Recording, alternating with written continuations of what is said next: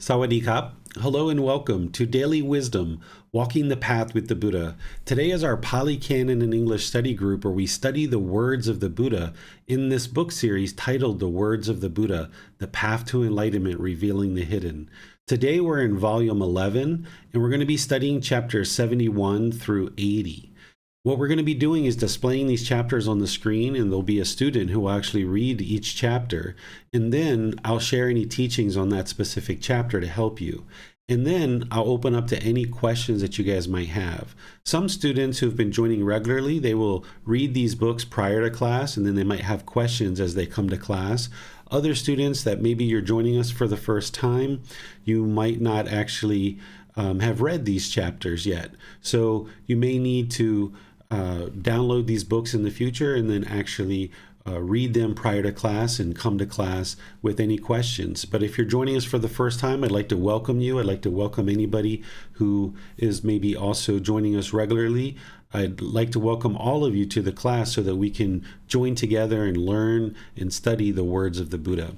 I see there's a hand up by one of the moderators. We might have a problem with audio. Miranda, do you have something that you needed to share? Yes, sir. I have no video or sound on Facebook Live. No audio or sound on Facebook? No audio or video, sir. Oh, no audio or video. That's interesting. It's showing me that there's audio and video going to Facebook. I'm not sure how I would fix that. Maybe refresh your screen or something like that, Miranda. See if that might work. Maybe there's some impermanence on your side. Yeah, I'm getting it, on Facebook. Okay, so Rick's getting, so yeah, it might just be on Miranda's side then. All right, so usually we'll start this class with a meditation, and then we'll go into the reading and the teaching and open up to questions. But today we have some chapters that are fairly long, so we're going to skip over the meditation and go right into the reading, starting with chapter 71. So once again, I'd like to welcome all of you to our class today. And if you're joining for the first time, no worries, because we're going to be displaying these chapters on the screen and you'll be able to study right along with us. And then in the future, as I mentioned, you'll be able to download these by going to buddhadailywisdom.com. And then from there, if you go to free books, you'll be able to download each volume. I always suggest starting with volume 1, but you can also start with where we're at in this program as well, which is volume 11. And these programs, they repeat. Our group learning program on Sunday and Wednesday, that's studying volume 1, and then the class here on Saturday, we study volumes 2 through 13, and we happen to be in volume 11 now. So I'll turn things over to all of you guys, specifically the moderators, and we'll go ahead and get started with our class.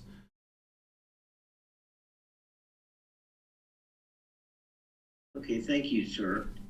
I will begin with the first reading. Chapter 71, Three Bases of Meritorious Activity.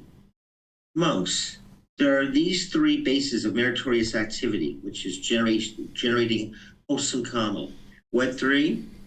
The basis of meritorious activity consisting in giving, the basis of meritorious activity consisting in virtuous behavior, and the basis of meritorious activity consisting in meditative development. Here, monks, someone has practiced the basis of meritorious activity consisting in giving to a limited extent. He has practiced the basis of meritorious activity consisting in virtuous behavior to a limited extent. But he has not undertaken the basis of meritorious activity consisting in meditative development. With the breakup of the body after death, he is reborn among the humans in an unfavorable condition. Someone else has practiced the basis of meritorious activity consisting in giving to a middling extent.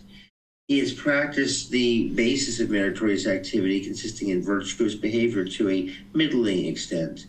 But he has not undertaken the basis of meritorious activity consisting in meditative development.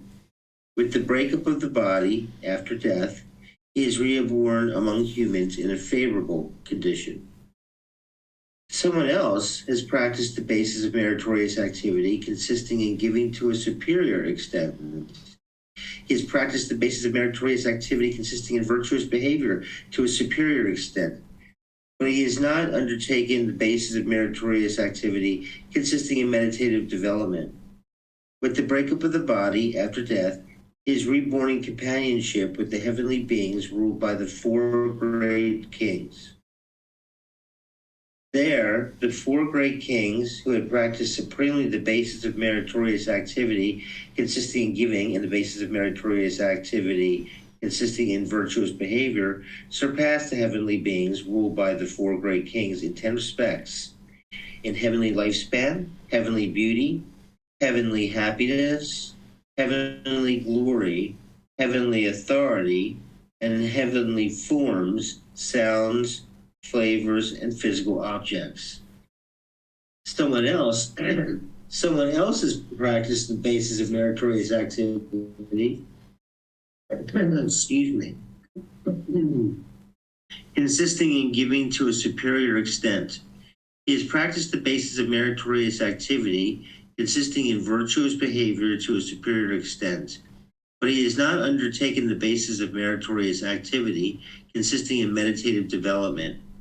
With the breakup of the body after death, he is reborn in companionship with the Tavatimsa, heavenly beings. There, Saka, ruler of the heavenly beings, who had practiced supremely the basis of meritorious activity, consisting in giving, and the basis of meritorious activity, consisting in virtuous behavior, surpasses the Tavatimsa, heavenly beings, in 10 respects: in heavenly lifespan, heavenly beauty, heavenly happiness, heavenly glory, heavenly authority, and in heavenly forms, sounds, odors, flavors, and physical objects.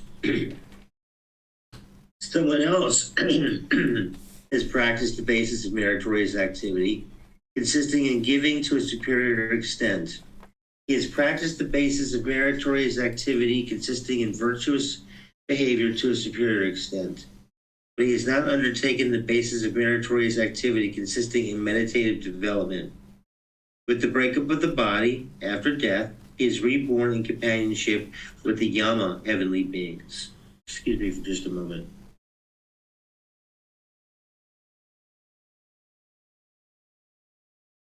There, the young heavenly beings Sayama, who had practiced supremely the basis of meritorious activity, consisting in giving, and the basis of meritorious activity, consisting in virtuous behavior, surpasses the Yama heavenly beings in 10 respects: in heavenly lifespan, heavenly beauty, heavenly happiness, heavenly glory, and heavenly authority, and in heavenly forms, sounds, odors, flavors, and physical objects.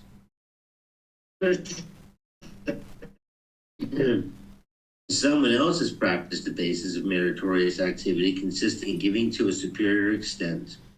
He has practiced the basis of meritorious activity, consisting in virtuous behavior to a superior extent. But he has not undertaken the basis of meritorious activity, consisting in meditative development. With the breakup of the body after death, he is reborn in companionship with the Dusita heavenly beings. There, the young heavenly being Santosita, who had practiced supremely the basis of meritorious activity, consisting in giving, and the basis of meritorious activity, consisting in virtuous behavior, surpasses the Dusita heavenly beings in 10 respects: in heavenly lifespan, heavenly beauty, heavenly happiness, heavenly glory, and heavenly authority, and in heavenly forms, sounds, odors, flavors, and physical objects. Someone else has practiced the basis of meritorious activity, consisting in giving to a superior extent. He has practiced the basis of meritorious activity, consisting in virtuous behavior to a superior extent. But he has not undertaken the basis of meritorious activity, consisting in meditative development.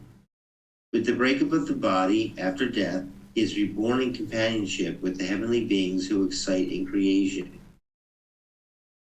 There, the young heavenly being Sunamita, who had practiced supremely the basis of meritorious activity consisting in giving and the basis of meritorious activity consisting in virtuous behavior, surpasses the heavenly beings who excite in creation in 10 respects.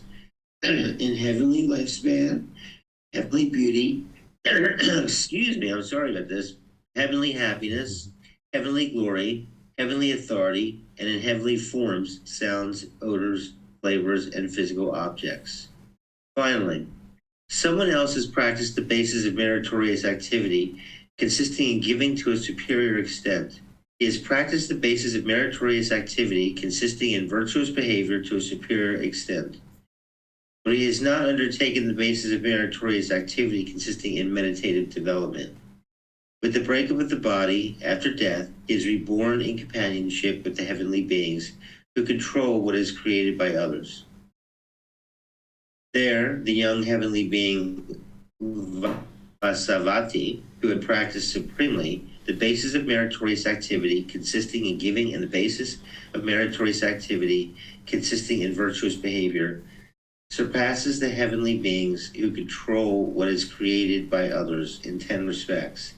In heavenly lifespan, heavenly beauty, heavenly happiness, heavenly glory, and heavenly authority, and in heavenly forms, sounds, odors, flavors, and physical objects. These monks are the three bases of meritorious activity. All right. Thank you, Rick. So here the Buddha is describing this increased qualities that one experiences in the heavenly realm based on practices that they're performing here in terms of generosity, moral conduct, and meditation. This is called the way of practice. I introduced this in the group learning program where I talk about on a daily basis what is a practitioner that is aspiring to attain enlightenment doing. Of course, there's the Eightfold Path, which is the path to enlightenment. But then what are you looking at in a more detailed sense is those three aspects of practice. Practicing generosity, being willing to give and share of your time, effort, energy, and resources. So when you're walking into a building and you open the door for yourself, you happen to notice there's someone behind you. Oh, why not hold it a little bit longer and let somebody in? That's generosity. And there's lots of ways that we can practice generosity. So a practitioner who's aspiring to attain enlightenment and definitely an enlightened being is going to be practicing generosity in multiple ways throughout their day. And then they're going to be practicing this virtuous behavior or wholesome moral conduct. This is right speech, right action, and right livelihood. That's part of the Eightfold Path. So as you investigate those teachings, then you understand how to practice virtuous behavior or moral conduct. And then you're practicing meditation, breathing mindfulness meditation, and loving kindness meditation based on what you need in your practice. This is called the way of practice. These are the daily things that you're doing, in addition to everything else that the Buddha teaches, but this is kind of boiling it down to just three simple things that you can really focus on, particularly early in practice. These are three helpful things for you to really focus on early in practice rather than trying to kind of conquer the mountain all at one time. You can just focus on practicing generosity, practicing right speech, right action, right livelihood, and meditation. This really simplifies it for you. As you build that up, then you're able to start to expand and practice some more and more of the teachings. Here he's explaining that someone who's practicing these things, aside from meditation, how the rebirth is being affected based on the karma or based on the decisions that you make. All that rebirth stuff, while it's interesting, while it can be helpful to understand, what I would suggest a practitioner do is really glean out of this those three activities: generosity, moral conduct, and meditation. All of these different types of beings and where one is going to be reborn versus another. This isn't something that you need to memorize. You have it right here in a book, and taking on that level of memorization is only going to burden the mind, when really what you need to be focused on are things like the three universal truths, the Four Noble Truths, the Eightfold Path, the five precepts, the natural law of karma, what is merit, the three poisons, things like this, the Brahma Viharas, the 10 fetters, the 7 factors of enlightenment, doing extensive meditation training. These are the things that a practitioner would really be focused on. So these things about rebirth, you can understand them, you can read them and understand how your practice of generosity, moral conduct, and meditation are leading to an improved rebirth if you don't get to enlightenment in this life. But the goal would actually be to get to enlightenment, not be reborn in the human world, not be reborn into the heavenly realm or any of the other lower realms. So you can take something like this and you can boil it down to, what do I need to do right now in order to get to enlightenment? Because the same things that lead to an improved rebirth is also what leads to enlightenment. Or another way to say that is, all the things that lead to enlightenment, if you fall short, are going to lead to an improved rebirth. So rather than focusing on where you may or may not be reborn, which is in the future, instead focus right now, what do I need to be doing right now? Generosity, moral conduct, and meditation. This is what a practitioner is going to be doing in order to move the mind closer and closer to enlightenment on a daily basis. So what questions do you guys have on this chapter?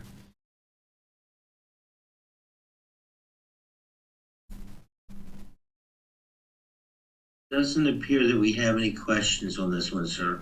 All right, so we'll move to chapter 72. Okay, Miranda, would you like to take that? Yes, sir. The generous one would surpass the other.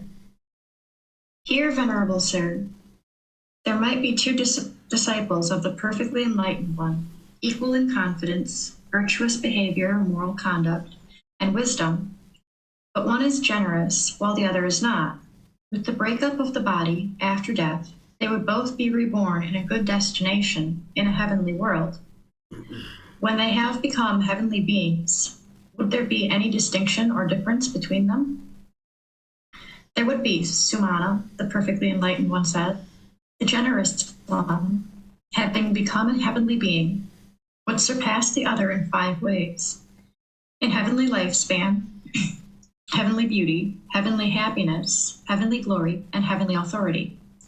The generous one, having become a heavenly being, would surpass the other in these 5 ways. But, Venerable Sir, if these 2 pass away from there and again become human beings, would there still be some distinction or difference between them? There would be, Sumana, the perfectly enlightened one said. When they again become human beings, the generous one would surpass the other in 5 ways. In human lifespan, human beauty, human happiness, human fame, and human authority. When they again become human beings, the generous one would surpass the other in these 5 ways. But, Venerable Sir, if these 2 should go forth from the household life into homelessness, would there still be some distinction or difference between them? There would be, Sumana, the perfectly enlightened one said. The generous one, having gone forth, would surpass the other in 5 ways. He would usually use a robe that has been specifically offered to him, seldom one that had not been specifically offered to him. He would usually eat alms food that has been specifically offered to him, seldom alms food that had not been specifically offered to him. He would usually use a lodging that had been specifically offered to him, seldom one that had not been specifically offered to him. He would usually use medicines and supplies for the sick that had been specifically offered to him, seldom those that had not been specifically offered to him. His fellow monastics, those with whom he resides, would usually behave toward him in agreeable ways by bodily, verbal, and mental action, seldom in disagreeable ways. They would usually present him what is agreeable, seldom what is disagreeable. The generous one, having gone forth, would surpass the other in these 5 ways. But, Venerable Sir, if both attain arahantship, would there still be some distinction or difference between them after they have attained arahantship? In this case, Sumana, I declare, there would be no difference between the liberation of one and the liberation of the other. It's outstanding and amazing, Venerable Sir. Truly, one has good reason to give alms, a donation, and do meritorious deeds, since they will be helpful if one becomes a heavenly being, again becomes a human being, or goes forth. So it is, Sumana, so it is, Sumana. Truly, one has good reason to give alms and do meritorious deeds, since they will be helpful if one becomes a heavenly being, again becomes a human being, or goes forth. This is what the perfectly enlightened one said. Having said this, the fortunate one, the teacher, further said this.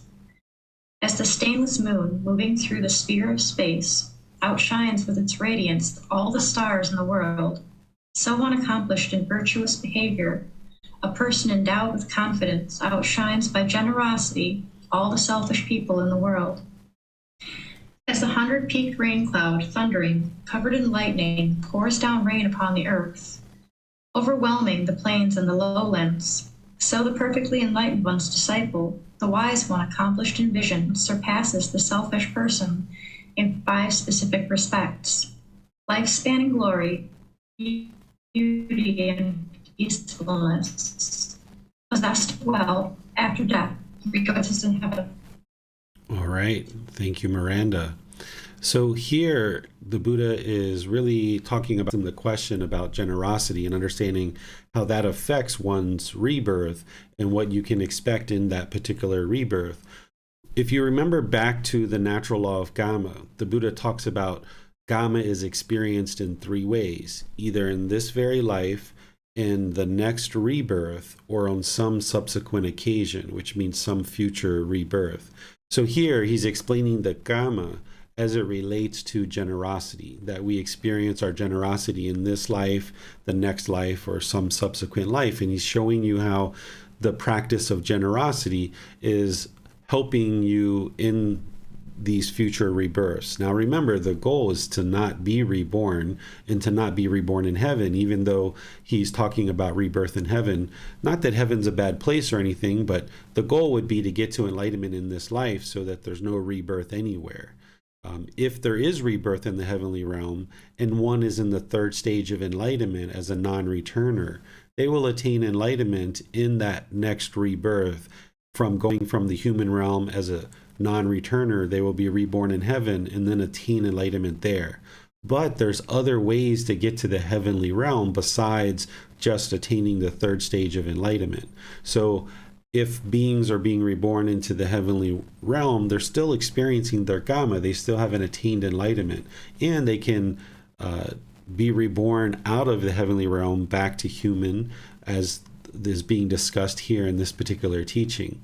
But generosity that you practice, the giving and sharing without any expectation of anything in return, without any selfish desire. So sometimes someone might be generous to one person but not to another, because maybe somebody wants something from this person and feels like, all right, let me be generous to this person just to get what I want. But what you need to develop your practice to is where you're generous with everybody and anybody without any expectation of anything in return. And this doesn't mean that you go around giving people everything, that people that you see, but just in your daily life, have this interest in giving and sharing, whether it's your time, effort, energy, or resources as you can. But remember, you always need to practice the middle way with generosity, that if you're craving to practice it and you're just give, then you're not going to have the basic necessities that you need to sustain life. But also, if you never practice generosity, the mind is still selfish. It still has this stain of selfishness, this craving, desire, attachment. So what generosity is doing as you practice the middle way is helping you to eliminate craving, desire, attachment. And one of the things that the Buddha talks about in his teachings is how generosity was the key thing that he practiced in his current life and all of his previous lives, which actually helped result in him being able to practice to the point where he attained enlightenment in his last life as a Buddha. So he talks about, of course, the whole path to enlightenment with meditation and all these other things that he did in order to get to enlightenment in his last life. But he says his ability to do that on his own was the accumulation of generosity over countless, many lifetimes. So generosity is a really important aspect of our practice, and sometimes tends to be very difficult and challenging for people, because we tend to hold on to either our material possessions or our wealth or our time or our effort or energy. And we need to be willing to use our energy for the benefit of others without any expectation of return, but of anything in return. But then always remember that you need to take care of your goals, your objectives, your interests as well. And this is where you need to make balanced decisions. And only you're going to know in a given day or a given time of where that is for you.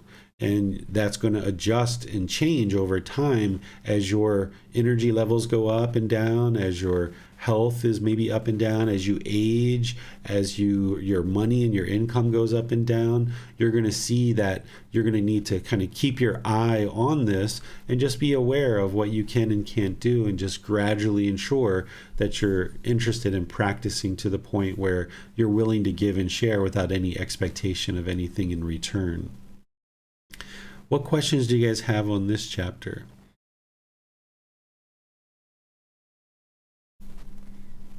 It looks like we have no questions this time, sir. All right. So we'll go to chapter 73. Okay. A simile describing the happiness of heaven. A wise man who has given himself over to wholesome conduct of body, speech, and mind, on the dissolution of the body after death, reappears in a happy destination, even in heaven. Were it rightly speaking to be said of anything that is entirely wished for, entirely desired, entirely agreed, it is of heaven that, rightly speaking, this should be said, so much so that it is hard to finish describing the happiness of heaven. But, venerable sir, can a simile be given? It can, monk. The perfectly enlightened one said, monks, suppose that a wheel-turning monarch possessed the 7 treasures and the 4 kinds of success, and because of that, experienced pleasure and happiness. What are the 7 treasures? First, here, when a head-anointed noble king has bathed his head on the Uposatha day of the 15th, and has ascended to the upper palace chamber of the Uposatha, there appears to him the divine wheel treasure with the 1,000 spokes, its tire, and its hub, completely in every aspect. On seeing it, the head-anointed noble king thinks thus: now it has been heard by me that when a head-anointed noble king has bathed his head on the Uposatha day of the 15th, and has ascended to the upper palace chamber for the 1,000 spokes, its tire, and its hub, complete in every aspect, then what king becomes a wheel? That king becomes a wheel-turning monarch. Am I then a wheel-turning monarch? Then the head-anointed noble king rises from his seat, and taking a water vessel in his left hand, he sprinkles the wheel treasure with his right hand, saying, turn forward, turn good wheel treasure, triumph, good wheel treasure. When the wheel treasure turns forward, rolling in the eastern direction, and the wheel-turning monarch follows it with his 4 constituent army. Now, in whatever region the wheel treasure pauses, there the wheel-turning monarch takes up residence with his 4 constituent army, and opposing kings in the eastern direction come from the wheel-turning monarch and speak thus: come, great king, welcome, great king, command, great king, advise, great king. The wheel-turning monarch speaks thus: you should not kill living beings. You should not take what has not been given. You should not misconduct yourselves in sensual pleasures. You should not speak falsehood. You should not drink intoxicants, which are substances that cause heedlessness. You should eat what you were accustomed to eating. And the opposing kings in the eastern direction submit to the wheel-turning monarch. Then the wheel treasure plunges into the eastern ocean and emerges again. And then it turns forward, rolling in the southern direction. And the opposing kings in the southern direction submit to the wheel-turning monarch. Then the wheeled treasure plunges into the southern ocean and emerges again, and then it turns forward, rolling in the western direction. And the opposing kings in the western direction submit to the wheel-turning monarch. Then the wheeled treasure plunges into the western ocean and emerges again. And then it turns forward, rolling in the northern direction. And the opposing kings in the northern direction submit to the wheel-turning monarch. Now, when the wheeled treasure has triumphed over the earth to the ocean's edge, it returns to the royal capital and remains as if fixed on its axle at the gate of the wheel-turning monarch's inner palace, as a decoration to the gate of his inner palace. Such is the wheeled treasure that appears to the wheel-turning monarch. Second, again, the elephant treasure appears to the wheel-turning monarch, all white with sevenfold stance, with supernormal power, flying through the air, the king of elephants named Uposatha. When seeing him, the wheel-turning monarch's mind has confidence in him thus: it would be wonderful to ride the elephant if he could undergo taming. Then the elephant treasure undergoes taming just like a fine thoroughbred elephant, well tamed for a long time. And it so happens that the wheel-turning monarch, when testing the elephant treasure, mounts him in the morning, and after traveling the whole earth to the edge of the ocean, he returns to the royal capital to take his morning meal. Such is the elephant treasure that appears to the wheel-turning monarch. 3. Again, the horse treasure appears to the wheel-turning monarch, all white, with raven black head, with mane like munja grass, with supernormal power, flying through the air, the king of horses named Valhaka, or Thundercloud. On seeing him, the wheel-turning monarch's mind has confidence in him thus: it would be wonderful to ride the horse if he would undergo taming. Then the horse treasure undergoes taming just like a fine thoroughbred horse, well tamed for a long time. And it so happens that the wheel-turning monarch, when testing the horse treasure, mounts him in the morning, and after traveling to the whole earth to the edge of the ocean, he returns to the royal capital to take his morning meal. Such is the horse treasure that appears to a wheel-turning monarch. 4. Again, the jewel treasure appears to the wheel-turning monarch, and jewel is fine beryl mineral, which is a mineral composed of beryllium, aluminum, I'll have to pronounce this, a rare stone, of purest water, 8-faceted and well cut. Now the radiance of the jewel treasure spreads around for a whole league. And it so happens that when the wheel-turning monarch is testing the jewel treasure, he draws up his 4 constituent army in formation, and mounting the jewel on top of the banner, he sets forth in the darkness and gloom of the night, with all the inhabitants of the villages nearby begin their work by its light, thinking that it is day.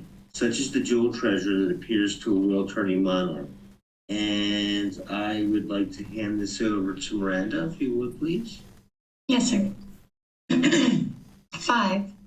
Again, the woman treasure appears to the wheel-turning monarch, beautiful, comely, and graceful, possessing the supreme beauty of complexion, neither too tall nor too short, neither too slim nor too stout, neither too dark nor too fair, surpassing human beauty without reaching divine beauty.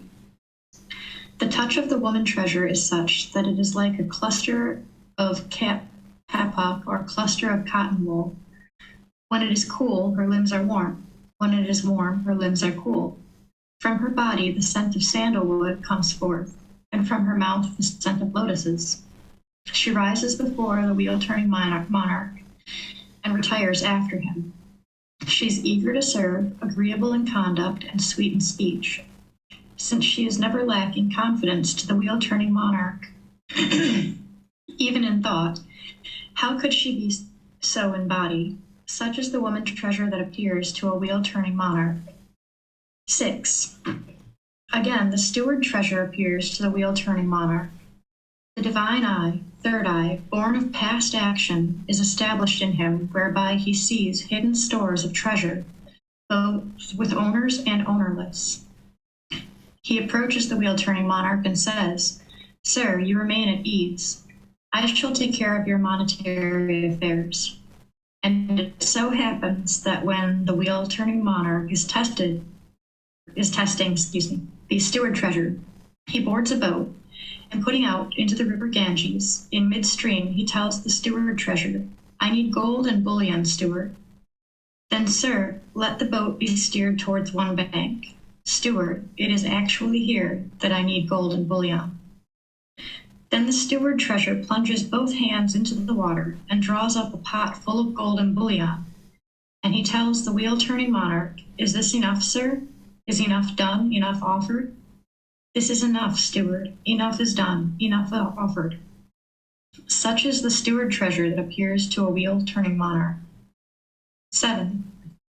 Again, the counselor treasure appears to the wheel-turning monarch, wise, knowledgeable, and a good decision-maker, capable of getting the wheel-turning monarch to promote that which is worthy of being promoted, to dismiss that which should be dismissed, and to establish that which should be established. He approaches the wheel-turning monarch and says, "Sir, you remain at ease. I shall govern." Such is the counselor treasure that appears to a wheel-turning monarch.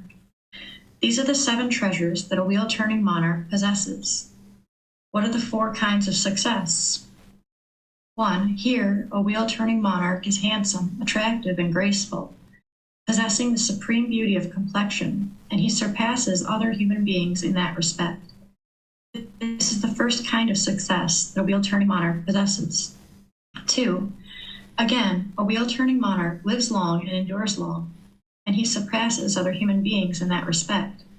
This is the second kind of success that a wheel-turning monarch possesses. 3. Again, a wheel-turning monarch is free from illness and affliction, possessing a good digestion that is neither too cool nor too warm, and he surpasses other human beings in that respect. This is the third kind of success that a wheel-turning monarch possesses.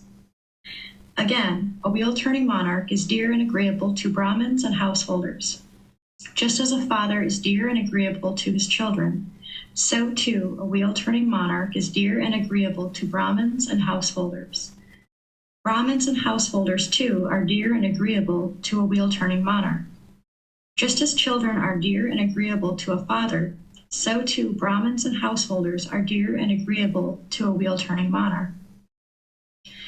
Once a wheel-turning monarch was driving in a pleasure cart with his 4 constituent army. Then Brahmins and householders went to him and spoke thus, "Sir, drive slowly so that we may see you longer." And so he told his charioteer, "Driver, charioteer, drive slowly that I may see the Brahmins and householders longer." This is the 4th kind of success that a wheel-turning monarch possesses. These are the 4 kinds of success that a wheel-turning monarch possesses. What do you think, monks? Would a wheel-turning monarch experience pleasure and happiness because of possessing these 7 treasures and these 4 kinds of success? Venerable Sir, a wheel-turning monarch would experience pleasure and happiness because of possessing even 1 treasure, let alone 7 treasures and 4 kinds of success. Then, taking a small stone the size of his hand, the perfectly enlightened one addressed the monks thus, "What do you think, monks? Which is the greater? This small stone that I have taken, the size of my hand, or Himalaya, the king of mountains?" Venerable Sir, the small stone that the perfectly enlightened one has taken, the size of his hand, is minimal beside Himalaya, the king of mountains. It is not even a fraction. There is no comparison. So too, monks, the pleasure and happiness that a wheel-turning monarch would experience because of possessing the 7 treasures and the 4 kinds of success is minimal beside the happiness of heaven. It is not even a fraction. There is no comparison. If, some time or another, at the end of a long period, the wise man comes back to the human state, it is into a high family that he is reborn, into a family of well-to-do nobles, or well-to-do Brahmins, or well-to-do householders, one that is rich, of great wealth, of great possessions, with abundant gold and silver, with abundant assets and means, and with abundant money and grain. He is handsome, attractive, and graceful, possessing the supreme beauty of complexion, He obtains food and drink, clothes, vehicles, garlands, scents and ointments, bed, lodging, and light. He conducts himself well in body, speech, and mind, and having done so, on the dissolution of the body after death, he reappears in a happy destination, even in the heavenly world. Monks, suppose a gambler at the very first lucky throw won a great fortune, yet a lucky throw such as that is insignificant. It is a far more lucky throw when a wise man who conducts himself well in body, speech, and mind, on dissolution of the body, after death, reappears in a happy destination, even in the heavenly world. This is the complete perfection of the wise man's condition. All right. Thank you, Rick and Miranda. Very long chapter here. So all of this reading and all of this chapter, what you can boil it down to is understanding that beings in the heavenly realm are experiencing an enormous amount of happiness. This is those pleasant feelings of discontentedness. They don't experience painful feelings, or neither painful nor pleasant. The Buddha explains it as exclusively pleasant feelings. And here he's explaining just how pleasant it is. It's incomparable to all these other things that he just described. So he's explained this whole story in order to help one to understand that this happiness in heaven is just unsurmountable. It's just an enormous amount of happiness. And this is why heavenly beings oftentimes do not learn and practice in order to attain enlightenment, because they lack motivation. They lack the painful feelings that we experience here in the human realm, and they lack those neither painful nor pleasant feelings. So they oftentimes are lacking the motivation. They're just experiencing such great pleasure. So oftentimes heavenly beings are reborn back into the human realm, or perhaps even into the lower realms, and thus they're continuously in the cycle of rebirth. So the goal would not be to be reborn in heaven, because there's the potential that a being getting into the heavenly realm would lack the motivation and become very complacent, and thus not actually apply the dedication and effort and energy to learn and practice in order to get to enlightenment. So what questions do you guys have on this chapter? I'm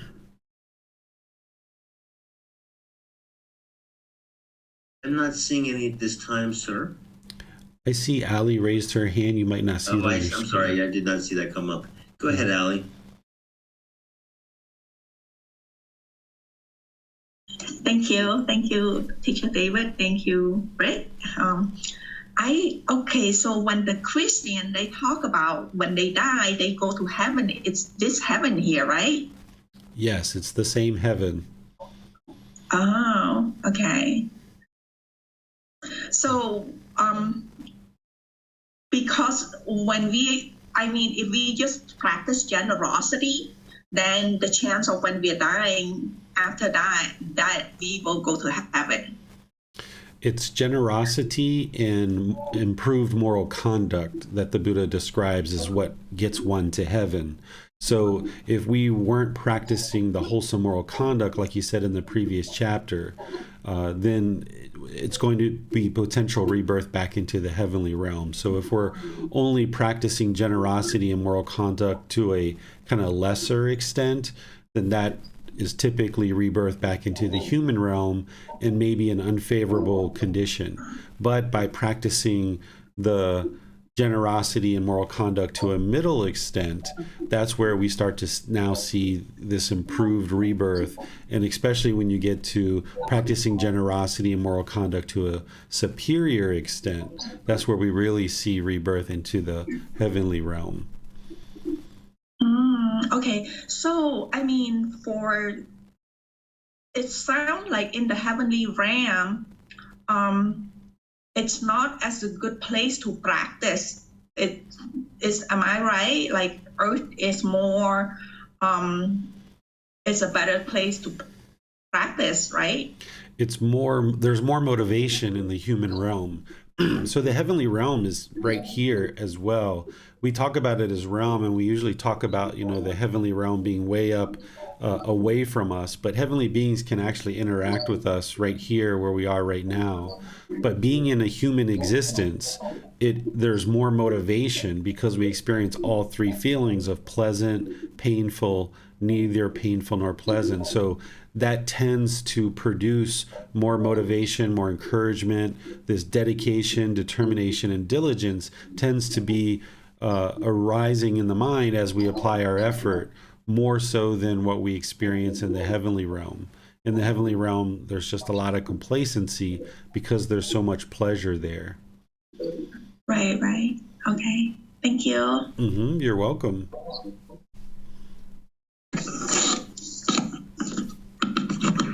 I saw that Miranda had her hand up before, but she's taken it down. Miranda, would you still like to ask your question? It was mostly answered by Teacher David when he was answering Allie's question, but that complacency that you spoke of in the heavenly realm, because there is exclusively pleasant feelings in the heavenly realms, when one is on the path in the human realm and is working towards enlightenment and maybe starts experiencing the jhanas and things like that, where discontentedness is diminished greatly, do we need to guard against complacency then too, sir, because of that diminishing of painful feelings and feelings that are neither painful nor pleasant? Can that breed complacency there? Absolutely. And I oftentimes will run across students who maybe aren't on the path at all. They just learned some teachings other places, and their life is by and large fairly peaceful. They still experience sadness and frustration and irritation, but they're not real extreme, and they don't last for very long. So these are beings that are headed towards the heavenly realm, and even here in their human existence, they're experiencing diminished discontentedness. And you get that when you get into the jhanas and into the first stage of enlightenment as well. You know, as you're progressing, discontentedness diminishes. So you've got to guard against the mind becoming complacent as that is happening. And if you aren't on this path yet and you're just coming across these teachings for the first time and your life is pretty peaceful, but yet you're still experiencing some degree of discontentedness, that means the mind's not enlightened. But once again, you should realize that your mind can oftentimes become complacent and like, why should I do that work to get to enlightenment, because my life's pretty peaceful. And maybe there's discontentedness that arises once a month or once every 2 or 3 months. And this can be a person who's not actually learned and practiced these teachings because they may have learned and practiced in previous lives. They may have been heavenly beings in the past and they've been reborn here in the human realm. So they have a certain amount of wisdom and a certain amount of happiness in this life, in their human life. So the being is still stuck in the cycle of rebirth. As we get to the jhanas and the first and second stages of enlightenment and so forth, we're still stuck in this cycle of rebirth. And if we're not on this path and we're experiencing any degree of discontentedness, we're still stuck in the cycle of rebirth. It's important to get to a point where you completely obliterate or destroy those 10 fetters so that then there's no more rebirth in any realm whatsoever, and then you can experience that peaceful, calm, serene, and content mind with joy for the rest of this life. And once the mind's enlightened, some people describe it as, like being in heaven. I mean, it's not like being in heaven because you're not experiencing conditioned, pleasant feelings. But some people talk about how peaceful and joyful the mind is in the enlightened mental state, and they imagine that, okay, if I was in heaven, it must be like this. But in reality, enlightenment itself is actually better than the heavenly realm, because the heavenly realm, they're still experiencing discontentedness, those pleasant feelings exclusively. And that's where the complacency comes in. So yes, as you're progressing, or if you're off this path, you've never learned before, your life is pretty peaceful. You still need to arise this enlightenment factor of investigation, the enlightenment factor of energy, and the enlightenment factor of joy, so that you can then practice diligence and determination as you decide to learn and practice this path. Otherwise, you're just continuing to stay stuck in the cycle of rebirth, even though things are fairly peaceful. Yes, thank you, sir. You're welcome. It seems this has brought up a couple of questions on Facebook. Lindsay Reiner asks, if the heavenly realm doesn't have as much of a motivation because of all the pleasant feelings there, why would they even want to reach enlightenment there? That's the whole challenge. That's the whole issue. The whole problem is that because the beings are experiencing such pleasant feelings, happiness, excitement, elation, thrill, euphoria, any of those feelings that we experience in this human realm, what the Buddha is explaining in the simile is that they're experiencing way more pleasure than anything we've ever experienced here in the human realm. So they have complacency and they're not even interested to get to enlightenment because they're just experiencing so much pleasantness, so much happiness.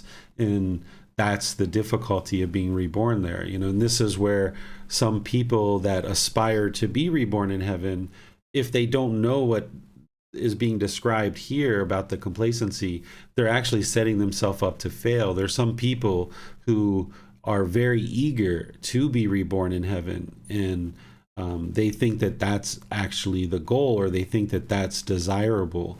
But in reality, it's just continuing to stay in the cycle of rebirth because there's a lack of motivation there, and beings aren't even interested necessarily to get to enlightenment, other than the non-returners. The non-returners who have been in the human realm, they've progressed up to the third stage of enlightenment, they understand. So when they get to the heavenly realm, they do the rest of the work that they need to do in order to get to enlightenment. But beings that aren't in the third stage of enlightenment, those beings that are being reborn in the heavenly realm from just maybe practicing generosity and improved moral conduct and certain simple things like this, but they're not in the third stage of enlightenment. They don't have as deep of wisdom as someone who's in the third stage of enlightenment. So those beings that are entering into the heavenly realm that are just practicing generosity and some improved moral conduct, they're going to go there, experience all this pleasure. They have this very long lifespan. They're not working on enlightenment, and they're going to get reborn into another realm, and everything just continues and continues and continues. And they're going to ultimately need to get into the human realm potentially and experience all the challenges and struggles and tribulations that we experience here all over again and again and again and again until they cultivate enough wisdom to get to enlightenment. Thank you, sir. You're welcome. She also asks, you may have covered this before and I just missed it. I know it's impermanent there as well, so do these beings die eventually or choose to move on from the heavenly realm? Yes, that's an impermanent existence as well. So those beings will die. They have a very long lifespan, but they will die, and they will be reborn if they don't get to enlightenment. They have the opportunity to get to enlightenment. It's possible to get to enlightenment in the heavenly realm, but if they don't, then they're going to be reborn into another realm after their lifespan is ended in the heavenly realm. Thank you, sir. And then Tonka asks, is it just the end of this life that counts how wholesome conduct is, regardless of earlier misconduct through life? Yes, so if we've done all kinds of horrible things in the past, which I'm sure some of us have done, I know I have, then all of that is in the past. You can actually improve your conduct now, and then based on the condition of the mind at the time of death, that's what determines if there's rebirth and in what realm and what condition there's rebirth. So you're not judged on the totality of what you've done in life, because there's no being that's going to be doing that. This being of God that some of us understand, God, that's not God's role. God's not looking over our life in everything that we've done and judging us and sending us to a good place or bad place. Instead, it's just this natural laws of existence, this cycle of rebirth, cause and effect, action, result. And as we get to the end of our life, whatever the condition of our mind is at that point, that's what determines our rebirth. So if you've done unfortunate things in the past and you now clean that up, there's no reason why you can't get to enlightenment in this life. But if you fall short of that, then there's improved rebirth in the human realm, and there's improved rebirth into the heavenly realm if that's where you end up being. But it's based on the condition of the mind at the time of death, not the totality of everything that you've done. During the lifetime of the Buddha, there was a particular individual who had murdered 999 people. And he was actually getting ready to murder the Buddha as the 1000th individual. And the Buddha was very wise and handled this conversation really well. And that individual ended up ordaining to become a monk with the Buddha. And ultimately, he got to enlightenment during that life. So I know that there's nobody alive today that has murdered 999 human beings. I just don't think that that's possible for somebody nowadays to have gotten away with that for that long of a period. We just have too many people that are too aware. We have too much technology that there's nobody that has murdered more than 999 people. So if this person can get to enlightenment during the lifetime of the Buddha, no matter what we've done in our existing life, there's no reason why we can't get to enlightenment in this life if we put time, effort, energy, and resources towards accomplishing the goal, remaining dedicated and remaining diligent. Yes, thank you, sir. You're welcome. That's all the questions that are on Facebook and YouTube right now, sir. All right. And the same with Zoom, yeah. Okay, so that means we go to the next chapter, which is chapter 74. Okay. Great fruit and benefit of the Noble One's Uposatha observance. There are, Visakha, 3 kinds of Uposathas. What 3? The cattle workers' Uposatha, the Nigantha's Uposatha, and the Noble One's Uposatha. And how, Visakha, is the cattle workers' Uposatha observed? Suppose, Visakha, in the evening, a cattle worker returns the cows to their owners. He reflects thus: today the cows grazed in such and such a place and drank water in such and such a place. Tomorrow the cows will graze in such and such a place and drink water in such and such a place. So too, someone here observing the Uposatha reflects thus: today I ate this and that food. Today I ate a meal of this and that kind. Tomorrow I will eat this and that food. Tomorrow I will eat a meal of this and that kind. He thereby passes the day with craving, greed, and longing in his mind. It is in such a way that the cattle worker's Uposatha is observed. The cattle worker's Uposatha, thus observed, is not of great fruit and benefit, nor is it extraordinarily brilliant and extensive. And how, Visakha, is the Nigantha's Uposatha observed? There are, Visakha, ascetics called Niganthas. They urge their disciples thus: come, good man, lay down the rod toward living beings residing more than 100 yojanas, which is about 12 to 15 kilometers distance, in the eastern quarter. Lay down the rod toward living beings residing more than 100 yojanas distance in the western quarter. Lay down the rod toward living beings residing more than 100 yojanas distance from the northern quarter. Lay down the rod toward living beings residing more than 100 yojanas distance in the southern quarter. Thus, they urge them to be sympathetic and compassionate towards some living beings, but not to others. On the Uposatha day, they urge their disciples thus: come, good man, having laid aside all clothes, recite, I am not anywhere the belonging of anyone, nor is there anywhere anything in any place that is mine. However, his parents know this is our son, and he knows these are my parents. His wife and children know he is our supporter, and he knows these are my wife and children. His slaves, workers, and servants know he is our master, and he knows these are my slaves, workers, and servants. Thus, on an occasion when they should be urged in truthfulness, The Niganthas urge them in false speech. This, I say, is false speech. Then, when that night has passed, he makes use of possessions that have been not given. This, I say, is taking what has not been given.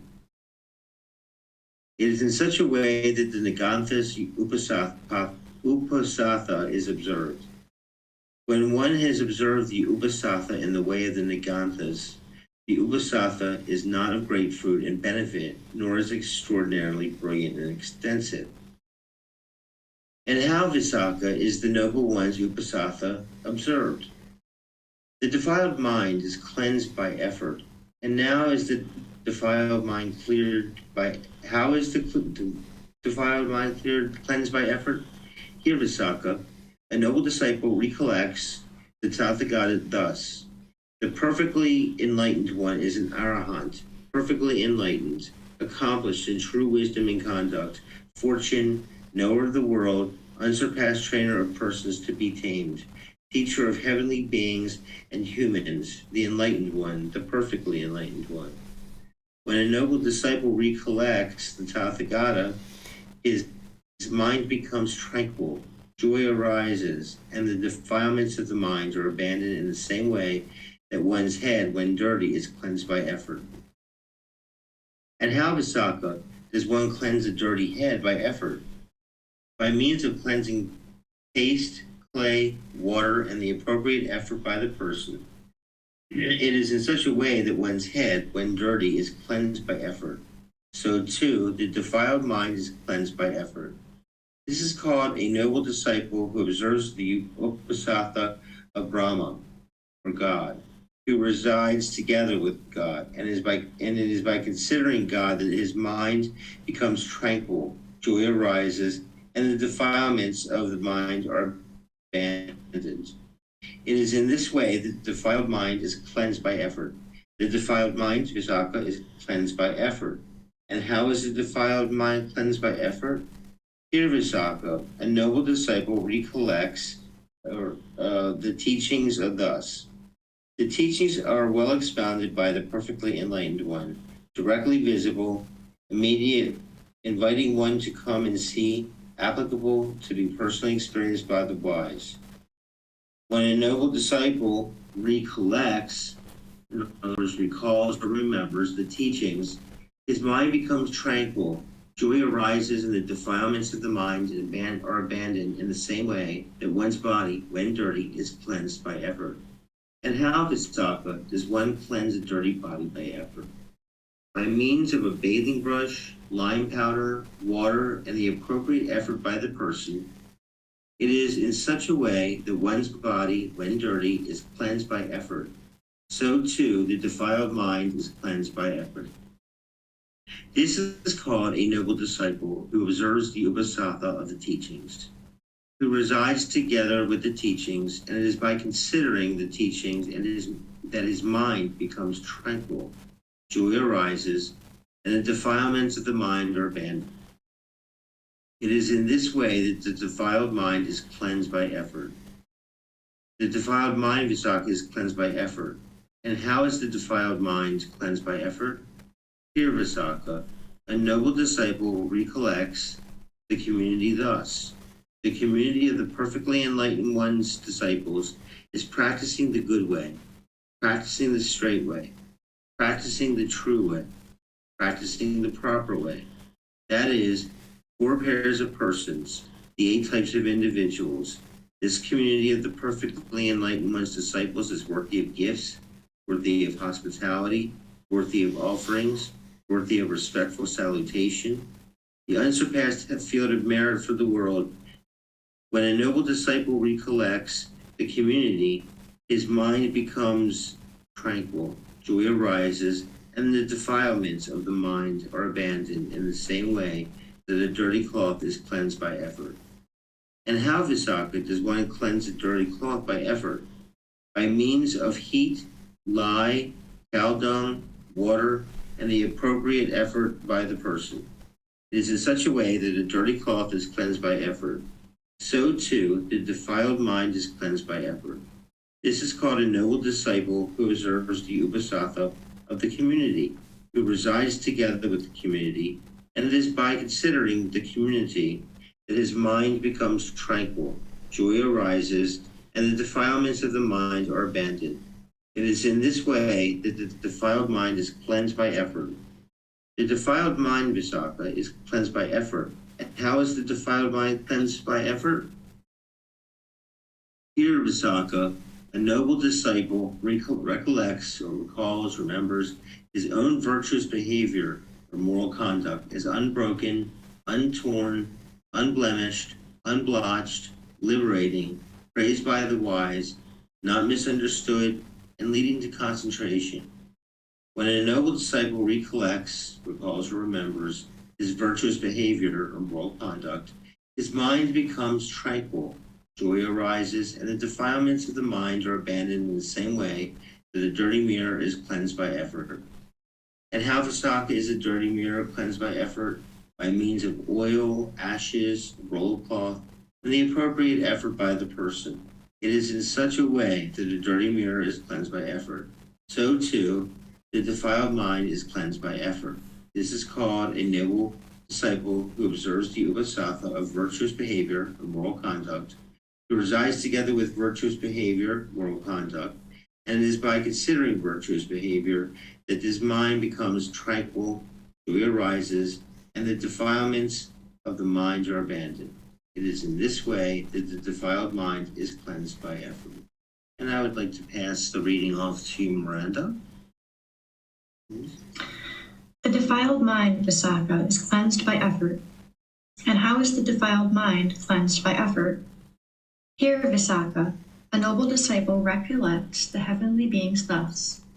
There are heavenly beings ruled by the four great kings: Tavatimsa heavenly beings, Yama heavenly beings, Tusita heavenly beings who excite in creation, heavenly beings who control what is created by others, heavenly being of Brahma's God's company, and heavenly beings still higher than these. I too have such confidence as those heavenly beings possessed because of which, when they passed away from here, they were reborn there. I too have such virtuous behavior as those heavenly beings possessed because of which, when they passed away from here, were reborn there. I too have such learning as those heavenly beings possessed because of which, when they passed away from here, they were reborn there. I too have such generosity as those heavenly beings possessed because of which, when they passed away from here, they were reborn there. I too have such wisdom as those heavenly beings possessed because of which, when they passed away from here, they were reborn there. When a noble disciple recollects confidence, virtuous behavior, learning, generosity, and wisdom in himself and in those heavenly beings, his mind becomes tranquil, joy arises, and the defilements of the mind are abandoned in the same way that impure gold is cleansed by effort. And how, Visakha, is impure gold cleansed by effort? By means of a furnace, salt, red chalk, a blowpipe, and tongs, and the appropriate effort by the person. It is in such a way that impure gold is cleansed by effort. So too the defiled mind is cleansed by effort. This is called a noble disciple who observes the upasatha of the heavenly beings, who resides together with the heavenly beings, and it is by considering the heavenly beings that his mind becomes tranquil, joy arises, and the defilements of the mind are abandoned. It is in this way that the defiled mind is cleansed by effort. This noble disciple, Visakha, reflects thus: as long as they live, the arahants abandon and abstain from the destruction of life, with the rod and weapon laid aside. Diligent and kindly, they reside compassionate toward all living beings. Today, for this night and day, I too shall abandon and abstain from the destruction of life, with the rod and weapon laid aside. Diligent and kindly, I too shall reside compassionate toward all living beings. I shall imitate the arahants in this respect, and the upasatha will be observed by me. As long as they live, the arahants abandon and abstain from taking what is not given. They take only what is given, awaiting only what is given, and are honest at heart, free of theft. Today, for this night and day, I too shall abandon and abstain from taking what is not given. I shall accept only what is given, awaiting only what is given, and be honest at heart, free of theft. I shall imitate the Arahants in this respect, and the Uposatha will be observed by me. As long as they live, the Arahants abandon sexual activity and observe celibacy, living apart, abstaining from sexual intercourse, the common person's practice. Today, for this night and day, I too shall abandon sexual activity and observe celibacy, living apart, abstaining from sexual intercourse, the common person's practice. I shall imitate the Arahants in this respect, and the Uposatha will be observed by me. As long as they live, the Arahants abandon and abstain from false speech. They speak truth, adhere to truth. They are trustworthy and reliable, not deceivers of the world. Today, for this night and day, I too shall abandon and abstain from false speech. I shall be a speaker of the truth, an adherent of truth, trustworthy and reliable, not a deceiver of the world. I shall imitate the Arahants in this respect, and the Uposatha will be observed by me. As long as they live, the Arahants abandon and abstain from liquor, wine, and intoxicants, substances that cause heedlessness, the basis for heedlessness. Today, for this night and day, I too shall abandon and abstain from liquor, wine, and intoxicants, the basis for heedlessness. I shall imitate the Arahants in this respect, and the Uposatha will be observed by me. As long as they live, the Arahants eat once a day, abstaining from eating at night and from food outside the proper time. Today, for this night and day, I too shall eat once a day, abstaining from eating at night and from food outside the proper time. I shall imitate the Arahants in this respect, and the Uposatha will be observed by me. As long as they live, the Arahants abstain from dancing, singing, instrumental music, and unsuitable shows, and from adorning and beautifying themselves by wearing garlands and applying scents and fragrances. Today, for this night and day, I too shall abstain from dancing, singing, instrumental music, and unsuitable shows, and from adorning and beautifying myself by wearing garlands and applying scents and fragrances. I shall imitate the Arahants in this respect, and the Uposatha will be observed by me. As long as they live, the Arahants abandon and abstain from the use of high and luxurious beds. They lay down on a low resting place, either a small bed or a straw mat. Today, for this night and day, I too shall abandon and abstain from the use of high and luxurious beds. I shall lie down on a low resting place, either a small bed or a straw mat. I shall imitate the Arahants in this respect, and the Uposatha will be observed by me. In this way, Visakha, that the noble one's Uposatha is observed. When one has observed the Uposatha in the way of the noble ones, it is of great fruit and benefit, extraordinarily brilliant and extensive. To what extent is it of great fruit and benefit? To what extent is it extraordinarily brilliant and pervasive? Suppose, Visakha, one were to exercise sovereignty and kingship over these 16 great countries abounding in the 7 precious substances, that is, the countries of the Angans, the Magadhans, the Kasis, the Kosalans, the Vajis, the Malas, the Chetas, the Vangas, the Kurus, the Panchalas, the Machas, the Surasenas, the Asakas, the Avantis, the Gandharans, and the Cambodians. This would not be worth a 16th part of the Uposatha observance complete in those 8 factors. For what reason? Because human kingship is inferior compared to heavenly happiness. For the heavenly beings ruled by the 4 great kings, a single night and day is equivalent to 50 human years. 30 such days make up a month, and 12 such months make up a year.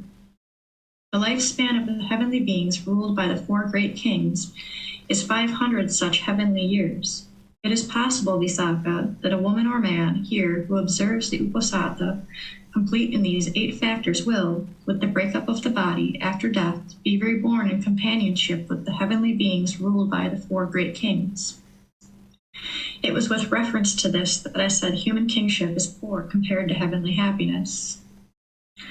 For the Tavatimsa heavenly beings, a single night and day is equivalent to 100 human years. 30 such days make up a month, and 12 such months make up a year. The lifespan of the Tavatimsa heavenly beings is 1,000 such heavenly years. For the Yama heavenly beings, a single night and day is equivalent to 200 human years. The lifespan of the Yama heavenly beings is 2,000 such heavenly years. For the Tusita heavenly beings, a single night and day is equivalent to 400 human years. The lifespan of the Tusita heavenly beings is 4,000 such heavenly years. For the heavenly beings who excite in creation, a single night and day is equivalent to 800 human years. The lifespan of the heavenly beings who excite in creation is 8,000 such heavenly years. For the heavenly beings who control what is created by others, a single night and day is equivalent to 1,600 human years. 30 such days make up a month, and 12 such months make up a year. The lifespan of the heavenly beings who control what is created by others is 16,000 such heavenly years. It is possible, Visakha, that a woman or a man here who observes the Uposatha complete in these 8 factors will, with the breakup of the body after death, be reborn in companionship with the heavenly beings who control what is created by others. It was with reference to this that I said human kingship is poor compared to heavenly happiness. All right. Thank you, Rick and Miranda. So let's first talk about what this Upasaka, or however we're going to pronounce that, Upasatha day or observance is. This is actually a day that happens every 7 to 8 days of our calendar week. During the lifetime of the Buddha, they were observing and keeping track of time based on the lunar calendar. So farmers and rural people and commoners in the various lands, they were able to tell time based on the lunar calendar, and people knew how to look up at the moon and knew what day it was. So this particular observance or this particular day happens about every 7 to 8 days. And the Buddha would actually teach on those days. He would know that the people would know when those days were based on looking up at the moon, and then they knew that he would be teaching, and they would come to learn with him on those days. So every 7 to 8 days, he was giving a major discourse, and then during the week, he would be teaching the ordained practitioners who were around him. He would be traveling from house to house, village to village, people who were inviting him, and teaching individually. And then on the bigger observances like this, there would be a bigger collection of people that would come together to hear one of his major discourses. So on this particular day, he would encourage practitioners to practice at a higher degree than they might during their normal course of their day or their week. And here he's comparing the observance of this day with cattle workers, with these other ascetics, and his own students, the noble ones. And here you can see when he talks about the cattle workers, he talks about really all they do is kind of think about their food and what they're eating, which is essentially craving or greed and longing in the mind. And he's saying, okay, that's not really of great fruit or benefit to be there and just kind of think about what food you're eating. That's not how he advises people to observe this particular day. And then he talks about these other aesthetics and this other community. And he talks about what they do is they basically choose to not kill other beings. So at other times, these aesthetics are willing and actually killing other beings. But on this one particular day, they choose not to kill living beings. And then there's some other things that he shares here. But then when he talks about his community of practitioners, what they are working on this particular day is cleansing the mind with effort, eliminating the pollution of mind, the defilements of craving, anger, and ignorance, and the 10 fetters. And then he goes through a whole lot of detail and eventually gets to the point where he's going into detail about the precepts. And there's 8 precepts here that people will typically practice on this particular day. There's the 5 precepts that are the household holders precepts that people tend to learn and practice on as they go forward day by day. But then on this day, once a week essentially, they're looking to kind of get closer to what an arahant practices, and they do that on just one day. And the thought that I imagine the Buddha had is that if these people who are kind of practicing the 5 precepts and learning all the other teachings, if just one day a week they can practice the 8 precepts, then maybe as time goes on, they might actually end up practicing those for longer and longer periods of time rather than just one day. Because by practicing certain teachings for just one day and then kind of reverting back to kind of a lower type of practice, it's not really going to have the same effect as if you practice that long term. So of course, these 8 precepts, the first one is exactly the same as the 5 precepts, which is not killing living beings and living compassionately for the welfare of all living beings. And then the second one, he's talking about, not stealing, awaiting what is given, these kind of things, not stealing. And then the third one, he's talking about abstaining from sexual activity entirely, because by the time someone gets to Arahant, they would have decided to completely eliminate sensual desire from the mind and no longer have sexual intercourse. So that's what an Arahant, an enlightened being, is going to do. But someone who's aspiring to get to Arahantship, maybe they're not quite ready to let go of sensual desire and sexual intercourse, and that's fine. You can gradually work towards that in the future. You can get to that first and second stage of enlightenment still having sexual intercourse, and you'll still be able to work on all the other parts of the path. And then at some point in the future, 5 years, 10 years, 20 years, who knows, you might decide that, okay, I'd like to kind of let go of sexual intercourse now. But what the Buddha is teaching is that, once a week, practice this where that, okay, I'm not going to engage in sexual activity on this particular day. And that can help you to gradually diminish your sensual desire in this case. The fourth precept here is all about being a truth speaker, one to be relied on and trustworthy. This is exactly the same as the 5 precepts.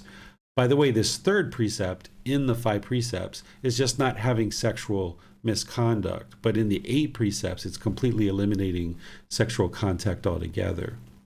Then the 5th precept in the 5 precepts is exactly the same as the 8 precepts, which is not indulging in having intoxicants, abstaining and abandoning substances that cause heedlessness. This is exactly the same for the 5 precepts as it is for the 8th precepts. So far, the only difference between the 5 and the 8 precepts is the third one, is that for the 5 precepts, it's not engaging in sexual misconduct. For the 8 precepts, it's completely eliminating all sexual contact.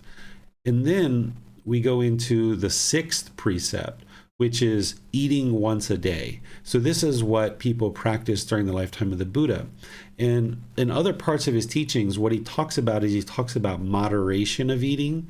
In other words, not gorging, just eating kind of in a moderate amount. Whereas if you gorge and you eat tons and tons and tons of food, there's central desire there. The body's or the mind's craving, and it's putting a burden on the body to digest all this food. So what he would teach is just to eat once a day as a way to kind of temper the central desire and moderate the food. But this is mainly for ordained practitioners during his lifetime. Household practitioners, particularly nowadays, our levels of activity are quite high. So to eat once a day would be quite challenging because our caloric needs are quite high. So it's not that you have to absolutely eat once a day, but you're going to need to moderate your food, that you're not eating and gorging food, putting this burden on the physical body to digest all that food. And you're not operating through this central desire, just craving more and more and more and more food. So you can eat more than one time a day and still get to enlightenment. You'll just need to moderate your food. And some people might choose to eat once a day, and that's something that you can do, but it's not required for you to eat just one time a day. It's more about moderating your food. And some people say during the lifetime of the Buddha that food had a higher caloric value than it does now. So like a broccoli during the lifetime of the Buddha had more calories than a broccoli today, for example, because of the quality of soil and the rain and different things like this, that people think that that was maybe one of the reasons why they only ate once a day. Because nowadays, even a lot of the ordained practitioners will eat twice a day. because of the caloric needs of the body. So don't feel like you have to eat just once a day, but be sure that you at least moderate your food, which means you might eat less meals or smaller portions. And this will tend to happen naturally as you train the mind more and more. Essentially, what the Buddha talks about around eating, in this moderation of eating, is he says that we should eat when there's hunger pains. So if there's discomfort in the body, he says, okay, that's when you should eat, rather than eating based on emotion. Sometimes when we're sad, we're frustrated, or what have you, we might eat just out of emotion, trying to get pleasant feelings by eating some ice cream, when really the real problem is we're angry or we're sad, and we're just eating ice cream to try to get those pleasant feelings back to the mind. So the Buddha says, eat when the body is experiencing this discomfort. And then as you're eating, he says, eat only enough to eliminate the discomfort.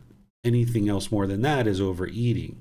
So this is where your portion sizes might need to be smaller, because particularly in some countries, like when I'm in America, the portion sizes are really large. So you might have to, cut that in half and eat smaller portions, or, eat whatever you need in order to eliminate the hunger pains or the discomfort in the body. And then whatever's left over, save that for a little bit later in the day or tomorrow or what have you.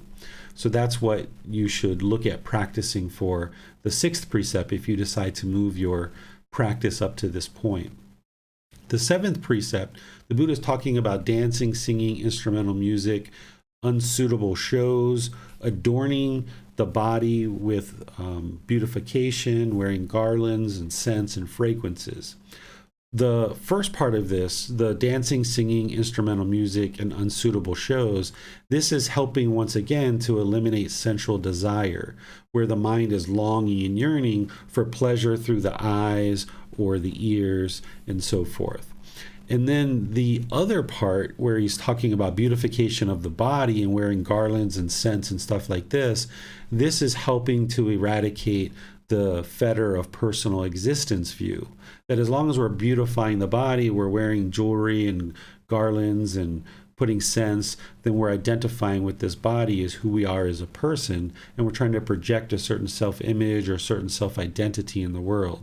So by restraining the mind and eliminating dancing, singing, instrumental music, and unsuitable shows, then you're training the mind that to cultivate the peacefulness and the joy internally, that the mind doesn't require dancing, singing, instrumental music, and shows in order to eradicate boredom or loneliness or something like this. If you observe that the mind is bored and lonely, then you've got to solve the craving, desire, attachment that's causing that.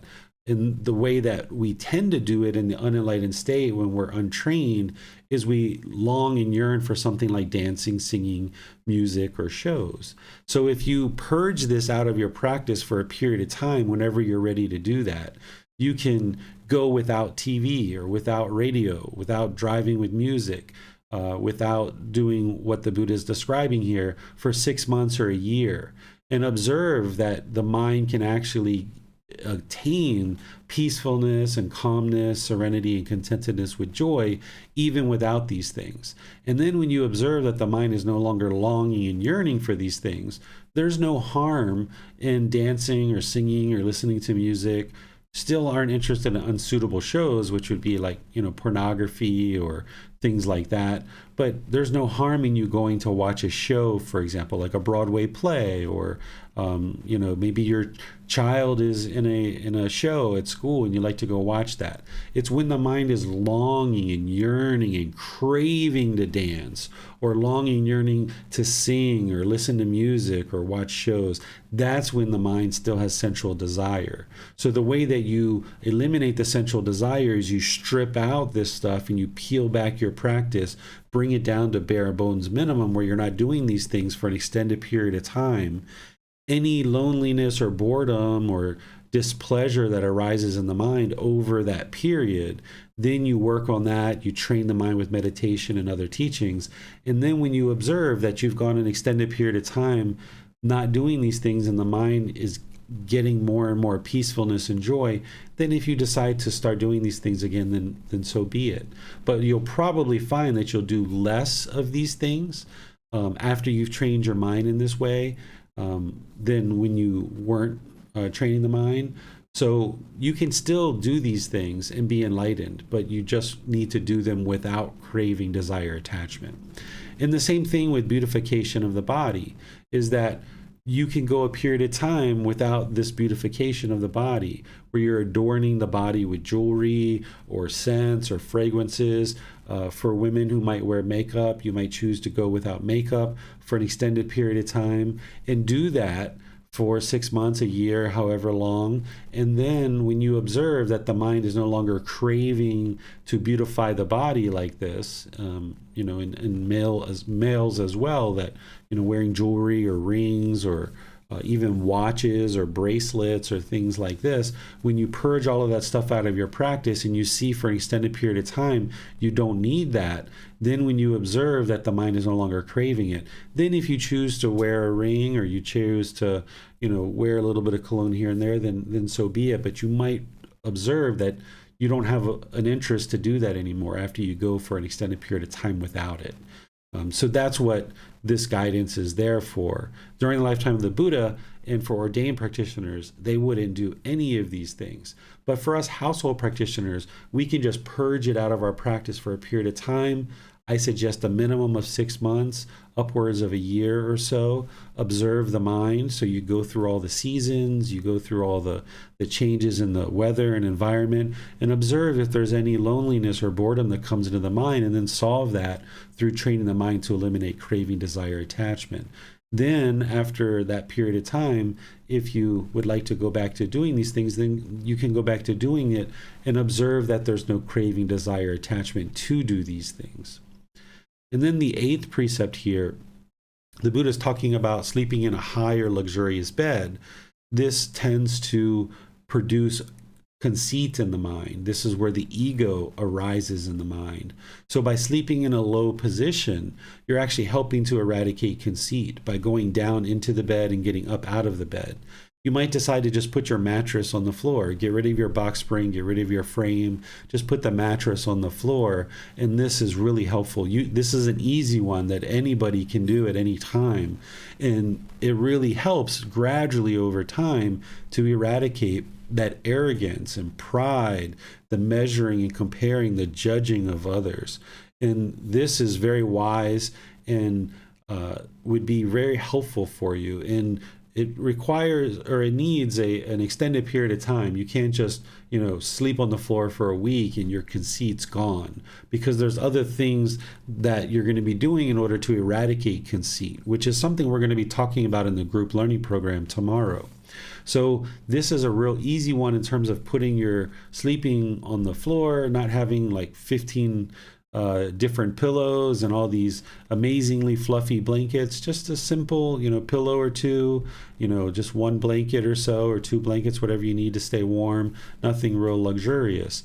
And this is oftentimes opposite of what you see in some cultures. Sometimes you go to the store and there's these real big high beds and all this luxury. But if you shop in a place like Thailand and you go into a furniture store, you'll see all the beds are really quite low. So if you'd like to put your mattress on the floor, or you have a frame where you can put it low enough where it should be under your knee, wherever your knee is, the top of your sleeping surface should be below your knee. That's what you would like to get to. And this will help you eradicate the conceit. And the Buddha is explaining to his practitioners to do this once a week, but as I mentioned here, there's these things that you can do for extended periods of time. You don't need to do it for just one day, because just one day of practicing these 8 precepts isn't going to produce the transformation that you need long term. So by doing these things once a week, then it can kind of incentivize you to do them longer, but you're not going to really see the real improvement to the condition of mind until you implement these things on a long-term basis. That's what's going to gradually improve the condition of the mind. And then the Buddha talks about some other things here. I won't go into all the details unless you guys have questions. So I'll just turn this over to you guys for any questions that you might have. Okay, thank you, Teacher David. Max on Zoom asks, what about wearing an antiperspirant or deodorant? I guess there's a craving not to smell bad.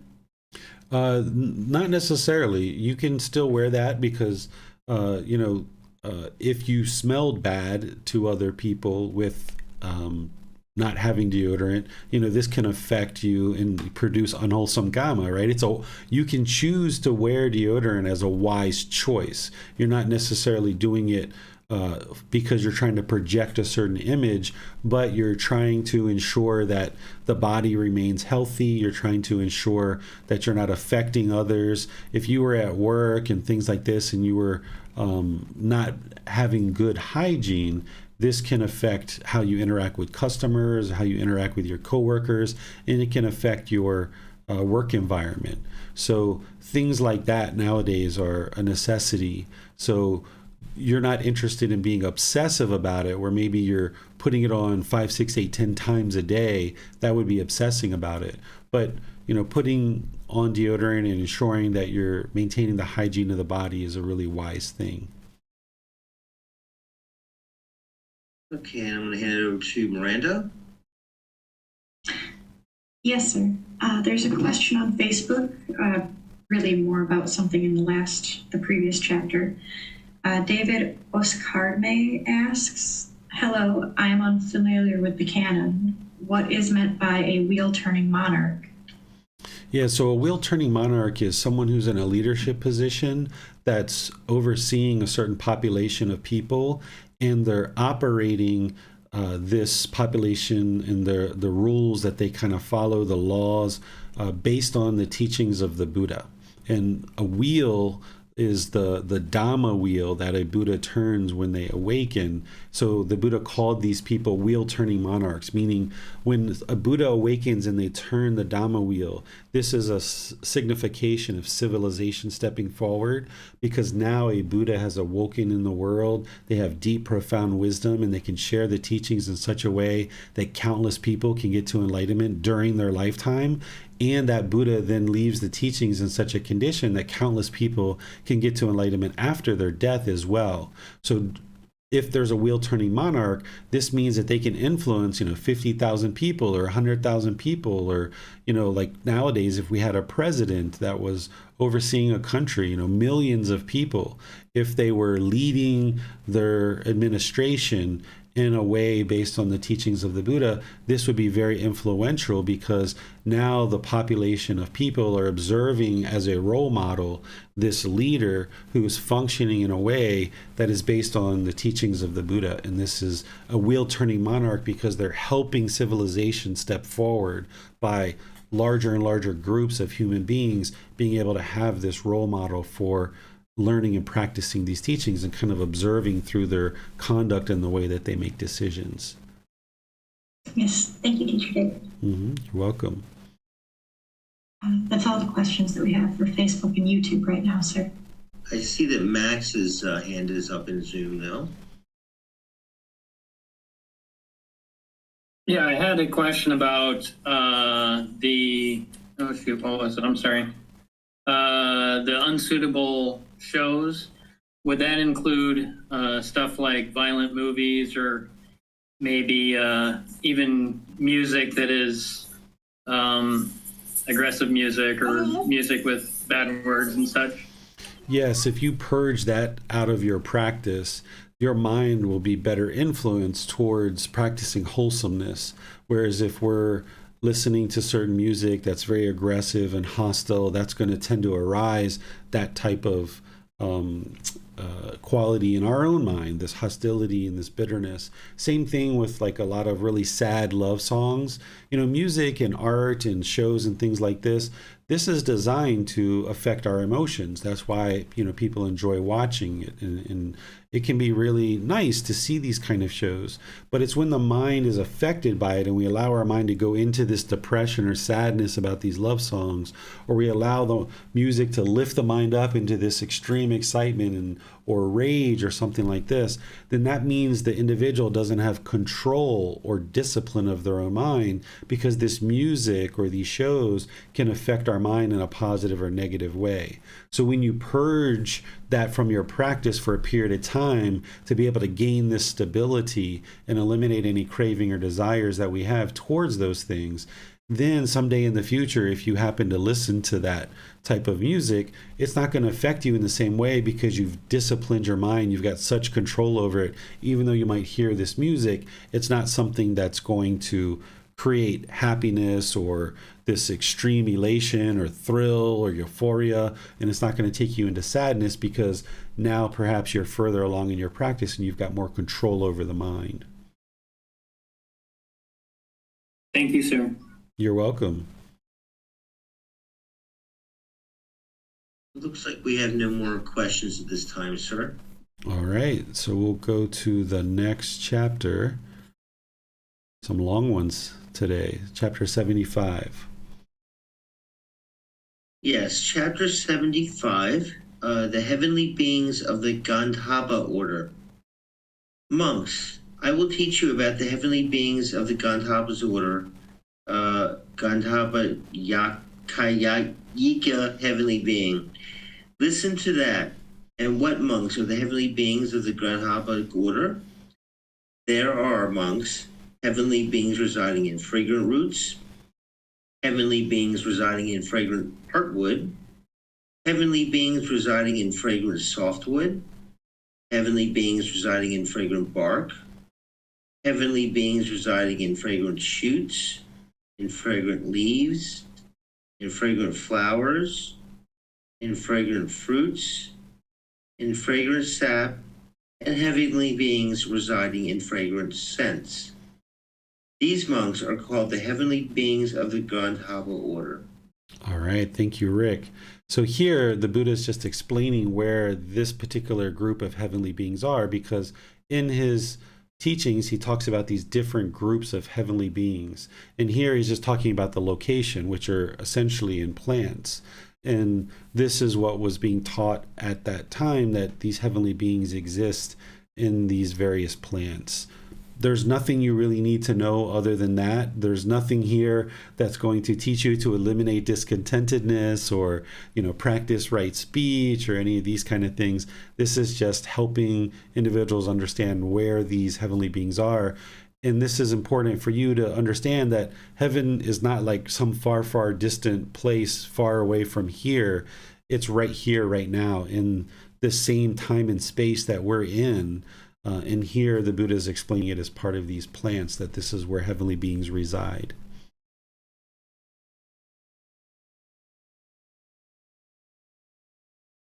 It doesn't look like we have any questions this time, sir. All right, so we're going to get a whole bunch of chapters that are kind of in the same type of description.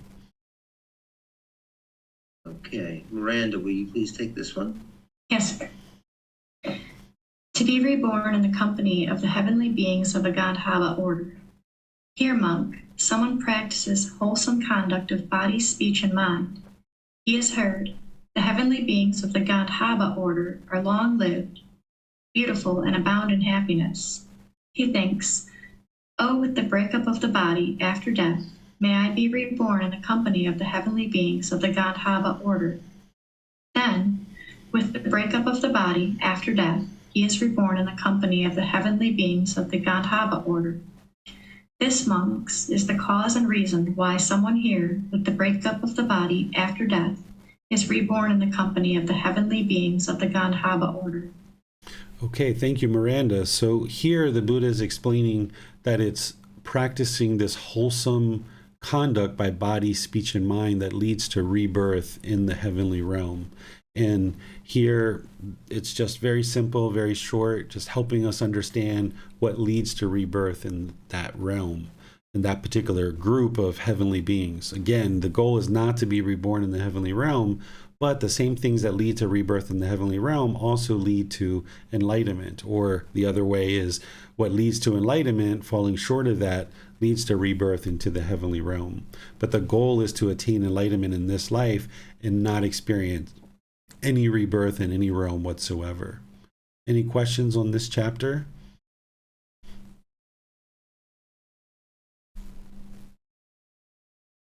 Yes. Oh, Miranda, go ahead. I'm sorry. Yes, sir. Not really just about this chapter, but just looking back at all of the times that Gautama Buddha taught about what brings about or what can bring about rebirth in heavenly realms. Since that's not the ultimate goal of our practice or of the Noble Eightfold Path, is it just because that can lead to enlightenment if someone is practicing in these ways? If they practice that way for long enough, and if not, it does cause rebirth in the heavenly realms or in a better existence in our next rebirth. Is that why he spoke about this so often and in such detail, sir?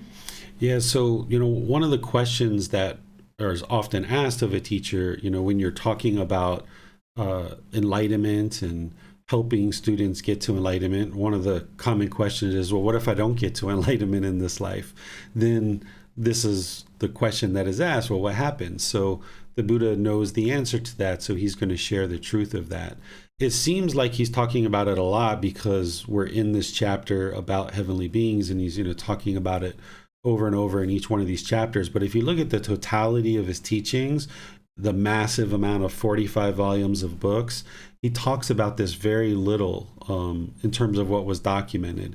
The vast majority of what he's discussing is things like the three universal truths, the Four Noble Truths, the Eightfold Path, the five precepts, improving our wisdom, moral conduct, our mental discipline. So right now, because we're studying this book, and it's the largest book in the entire book series, if you take this few chapters, 15, 20 chapters or whatever it is, and you compare it to the whole totality of all the teachings in the Pali Canon, it's actually quite few. So he's explaining it because he knew the truth. His role, his objective was to share that truth. And when students ask, he's going to answer. So we don't have the question here, but a student would have asked him a question, and then he would have replied and answered it here. So he was only teaching based on what students asked him. He didn't just say, oh, by the way, let me tell you about these heavenly beings. It was somebody that would have asked, well, what happens if I don't get to enlightenment? And then he would have answered it with these various discourses that he's sharing, or various answers to various questions.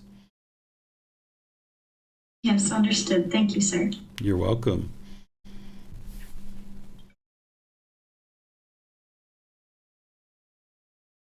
Any other questions? It looks like we don't have any more questions at this time, sir. All right, we go to chapter 77. To be reborn in the company of heavenly beings who reside in fragrant roots. Here, monk, someone practices wholesome conduct of body, speech, and mind. He has heard the heavenly beings who reside in fragrant roots are long-lived, beautiful, and abound in happiness. He thinks, oh, with the breakup of the body after death, may I be reborn in the company of the heavenly beings who reside in fragrant roots. He gives food, he gives drink, he gives clothing, he gives a vehicle, he gives a garland, a fragrance, an ointment, a bed. He gives a dwelling. He gives a lamp. Then, with the breakup of the body after death, he is reborn in the company of the heavenly beings who reside in fragrant roots. This, monk, is the cause and reason why someone here, with the breakup of the body after death, is reborn in the company of the heavenly beings who reside in fragrant roots. The same teaching was spoken for each of the other groups of Gandhavas, those who reside in fragrant heartwood, softwood, bark, fragrant shoots, leaves, fragrant flowers, fragrant fruits, residing in fragrant sap, fragrant scents, each the donor of the corresponding type of gift. All right. Thank you, Rick. So here he's once again connecting generosity with rebirth in the heavenly realm. And again, that's not the goal. The goal is enlightenment. But if you're interested to know what it takes in order to get to enlightenment and what it would take to get to the heavenly realm, this is what he's sharing here to help people know what the truth is. Any questions on this?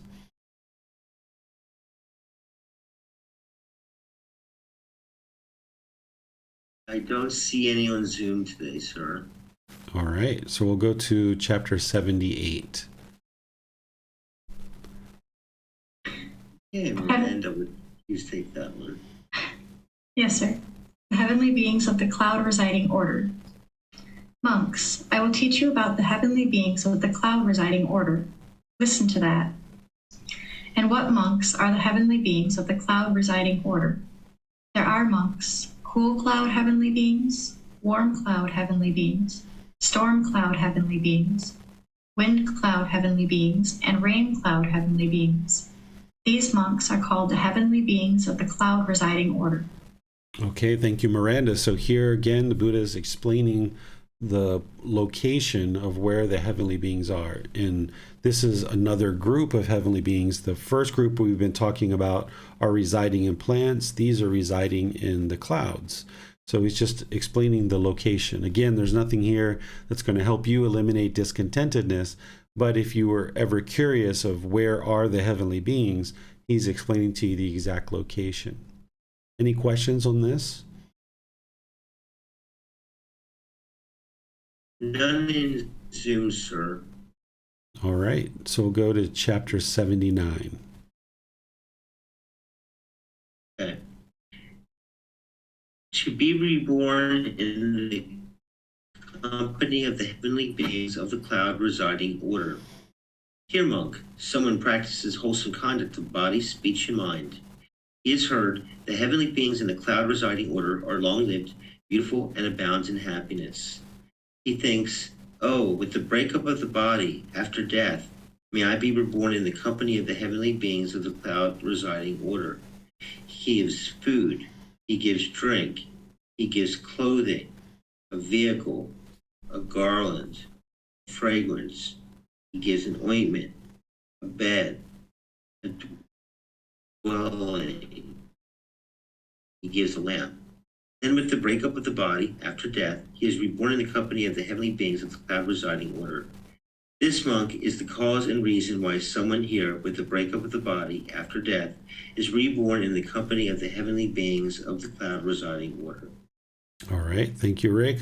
Once again, connecting generosity with rebirth into the heavenly realm in this particular order of heavenly beings.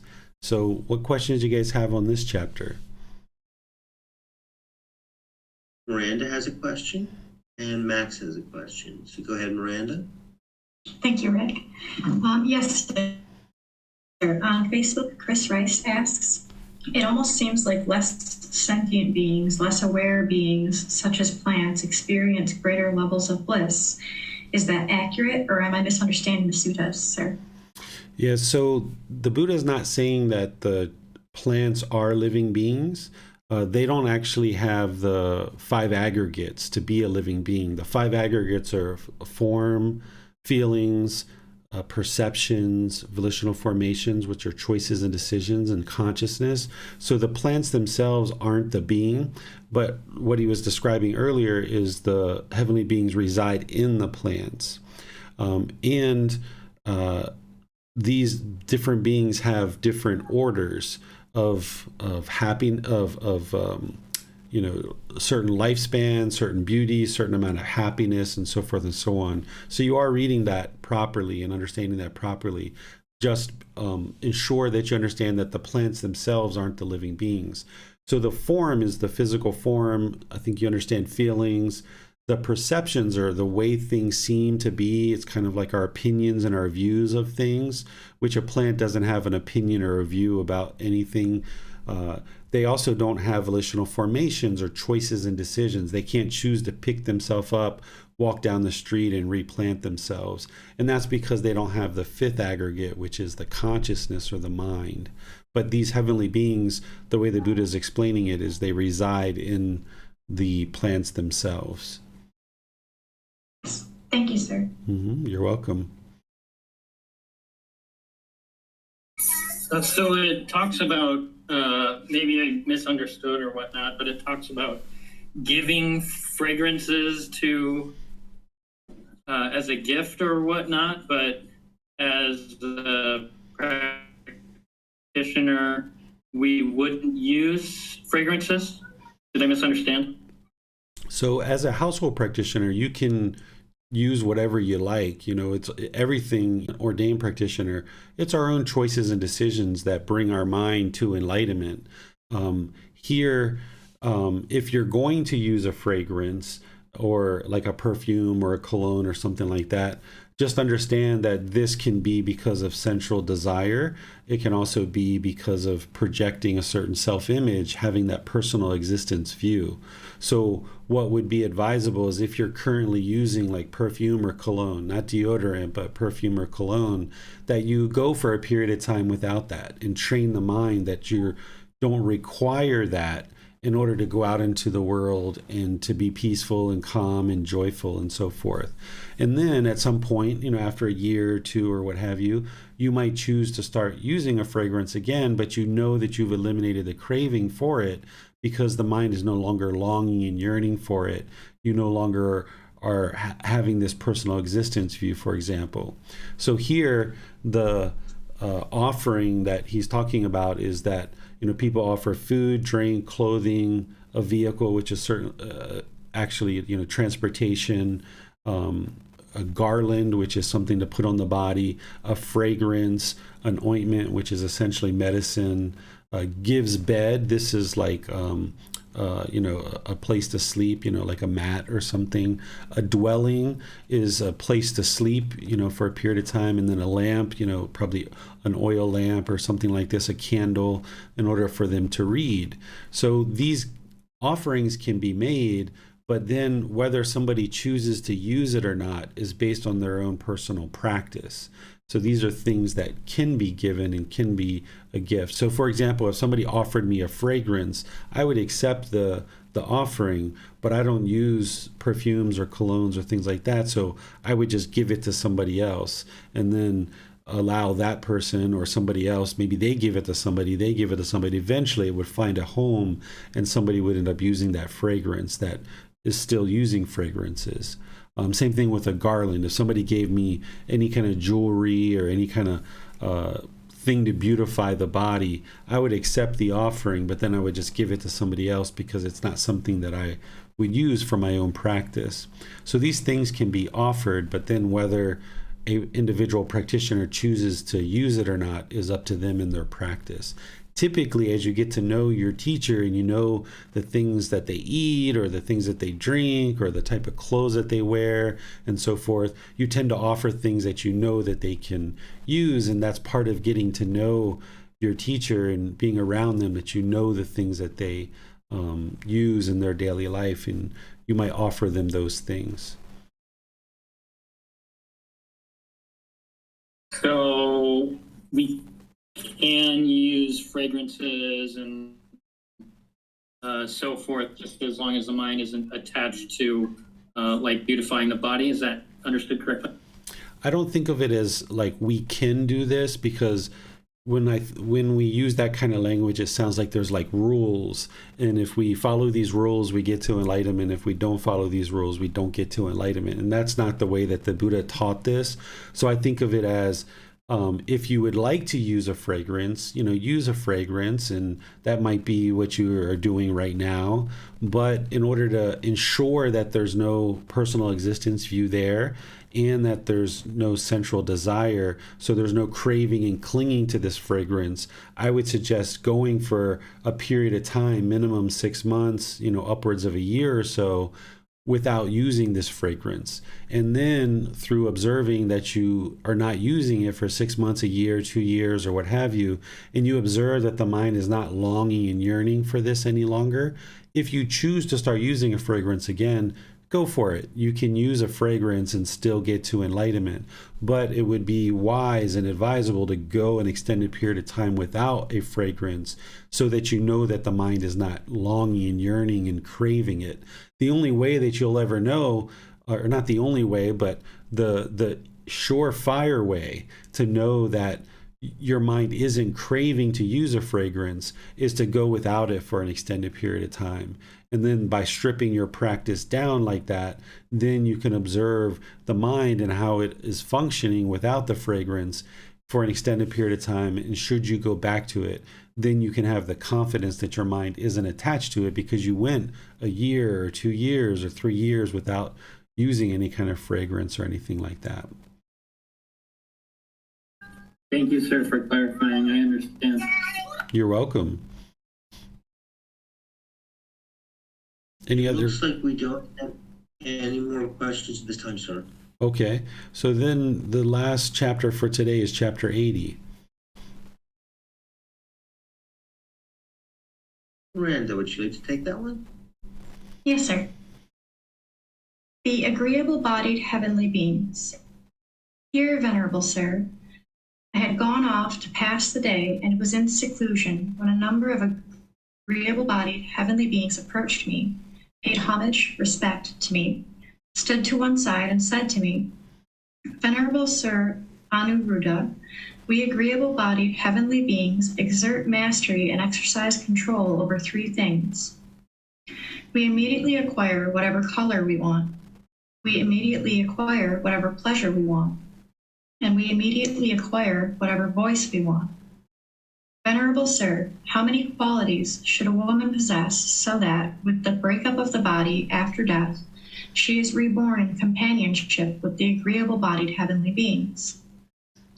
If she possesses 8 qualities, Anuruddha, a woman, with the breakup of the body after death, is reborn in companionship with the agreeable-bodied heavenly beings. What 8? 1. Hear, Anuruddha, to whichever husband her parents give her, doing so out of a desire for her good, seeking her welfare, taking compassion on her, acting out of compassion for her, a woman rises before him and retires after him, undertaking whatever needs to be done, agreeable in her conduct and pleasing in her speech.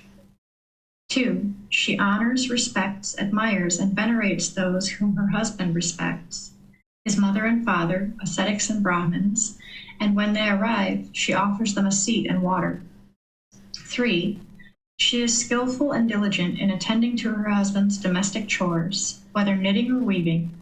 She possesses sound judgment about them in order to carry out and arrange them properly. 4.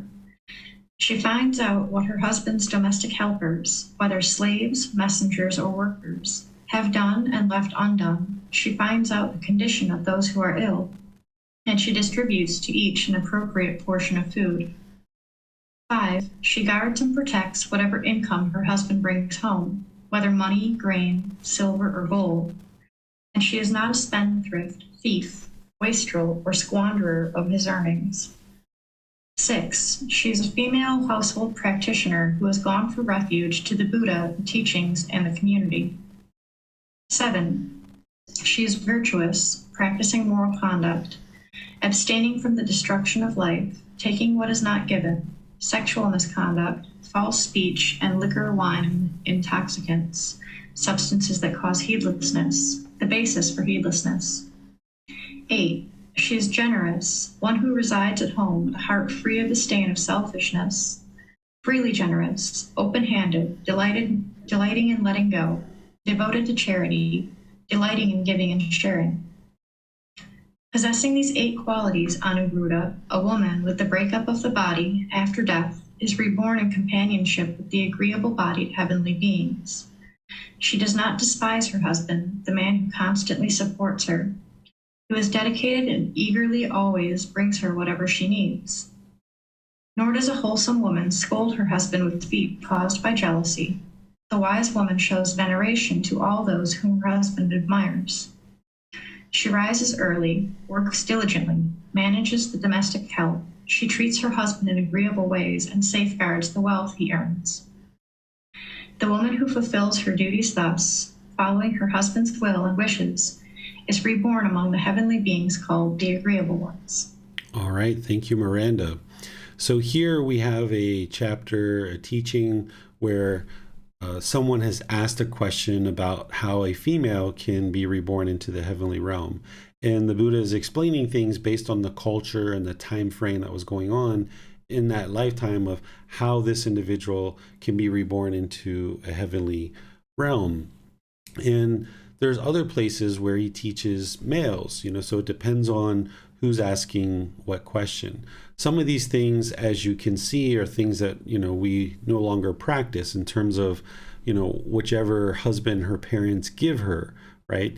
I guess during this lifetime that the parents would, kind of allow a certain husband or maybe give them to this husband. Nowadays, husband and wife tend to, or husband and husband, a wife tend to make choices on their own, and they decide, where they're going to marry and who they're going to marry and so forth. But what you should look at here is what the Buddha is really describing. And this can actually be applied for males and females. It's not just for females, but males and females.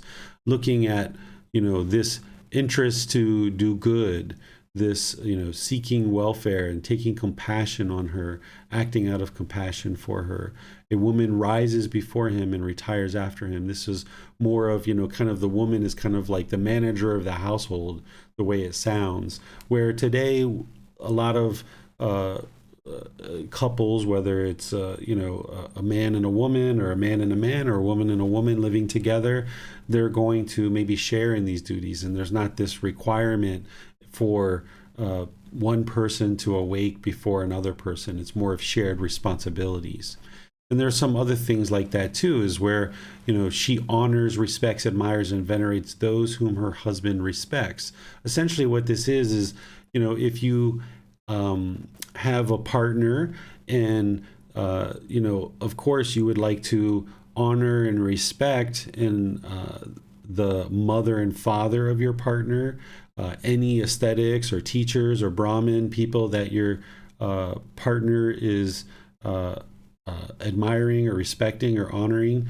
This is really helpful in the household, that if your partner has certain teachers and you were bad-mouthing them or talking bad about them, this is going to cause conflict in the home. Or if you were gossiping and bad-mouthing about their mother and their father, this would cause conflict in the home. So what the Buddha is advising here is that, a partner should honor, respect, admire, and venerate the same people as your partner, and build healthy relationships with those people. Because, all too often nowadays, we're taught that it's proper to kind of hate your in-laws, right? And whoever is your mother-in-law or father-in-law, you're supposed to have this contentious relationship with them. And that's kind of like been the norm and what people kind of expect. And that's not going to promote a peaceful and harmonious home. So what the Buddha is saying is, don't practice that, practice this, which is what he's sharing. And then when those people come to visit, he's saying, okay, offer them a seed and offer them some water. This is very common here in Thailand, that whenever guests come over to your home, you offer them a seed and somebody's going to go get them water. Here in Thailand, it's typically the children that go and get your guests water. But if they're not around, the person who's in the home is going to get their guests a glass of water to make them feel welcome. And they just came in from outside. It's hot. You don't have to say, would you like a glass of water? Here in Thailand, we just go get it and bring it. Just offer it without even asking. And then the third one here is being skillful and diligent in attending to her husband's domestic chores. This is essentially, again, the woman kind of fulfilling a certain role in that time frame and that culture. Nowadays, we really share in these things. We don't necessarily have one person doing the household duties and then another person, not necessarily participating in those. Nowadays, we tend to kind of share in those duties.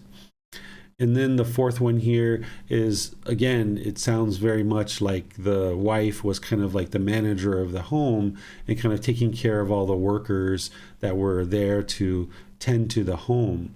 And again, this is more of a shared responsibility that we have here. But one thing to really note is that it's really wise that if you're a worker, say you're a boss or you're an employer, somebody who has people working for you, when your employees are sick or they're ill, do things to show that you care. Whether you go visit them in the hospital, whether you send them flowers or gifts, or whether you take them food, whether you call them on the phone. This is a really important time to show your care and your compassion. And if we're being good bosses and employers, we should be practicing good, wholesome moral conduct with our employees at all times, but particularly when they're sick, it's an ideal time to help that individual show that you're concerned about them and that you're going to help them to regain their health. And that's something that's really wise that the Buddha is sharing here. Here, talking about not spending your partner's money, as your partner is making money, of course, we're going to need to spend money, and maybe we have shared expenses and so forth and so on. But if we're, just haphazardly spending money and not really paying attention to what we're spending money on, this can cause conflict in the home when you're living with your partner. If people are making money and we're just spending it without any thought or any tension behind it, this can create conflict and difficulties in our home. And then if both partners are practicing the teachings, this is something we talked about in the group learning program last week, where if you're learning and practicing the teachings individually because you're on your own path to enlightenment, but then as the home is being operated, if you understand the teachings of the Buddha and everybody's working on practicing these, then you can support and encourage each other along the path. So having the confidence that the Buddha was enlightened, that his teachings are very helpful, and that this community of practitioners that you're part of is being supportive and encouraging for you, this can really help you in your home if both partners are functioning in this way. And the Buddha talks here about the 5 precepts, ensuring that we're practicing the 5 precepts. This is for both partners, because if we're not practicing the 5 precepts and we're in a partner relationship, it's going to affect the other person. So if there's 2 partners and one person's practicing the 5 precepts and another's not, meaning the other person is killing, stealing, having sexual misconduct, having lies, or taking substances that cause heedlessness, it's going to affect this other person. So by both people in the relationship choosing to practice the 5 precepts, there's going to be wholesome results. Because when we're not practicing the 5 precepts, we're causing harm in the world. So harm's going to come back to us. So let's just say one partner's practicing the 5 precepts and the other's out there stealing. Well, when that partner gets arrested, for example, and they go away to jail and they're no longer earning money, that's going to put strain on the household. It's going to have difficulties. Or if one partner is lying or taking substances that cause heedlessness, this is going to cause complications in that partner's life, which is going to affect your partner. So to be a good partner, if we practice making wise decisions around the 5 precepts, then we know that we're not causing harm to others. So therefore, harm's not going to come to us or our partner. So this is a way to honor and respect the relationship by ensuring that we're making wise decisions around our own moral conduct. And then when we practice generosity as an individual, and then also this is going to benefit us as a couple, that if one person is practicing generosity and the other one's kind of selfish or stingy, not interested in sharing or giving, this is going to affect your relationships together with each other and outside your home as well. And you can learn to practice generosity with each other. If you're picking up something at the store for yourself, maybe you're going to the store to buy yourself a smoothie, maybe you buy one for your partner as well. Or you're going to buy a little snack for yourself, buy one for your partner as well. Or maybe your partner is oftentimes buying you dinner or lunch or making you breakfast. Maybe sometimes do that for them as well. That's their karma to come back to them. So by practicing generosity outside the home with others and within the home, this creates an environment where people are freely giving and sharing, removing this stain of selfishness that the Buddha is describing. And this creates really healthy relationships. When food just shows up, it's like, oh wow, my wife or my husband, my partner chose to bring me some food. This is wonderful. Thank you so much. Or get you a little gift. It just warms the heart when you see that your partner took the time to do these kind of things. So by practicing this in the home with each other, you'll find that your relationships will be really warm and loving this way. What questions do you guys have on this chapter?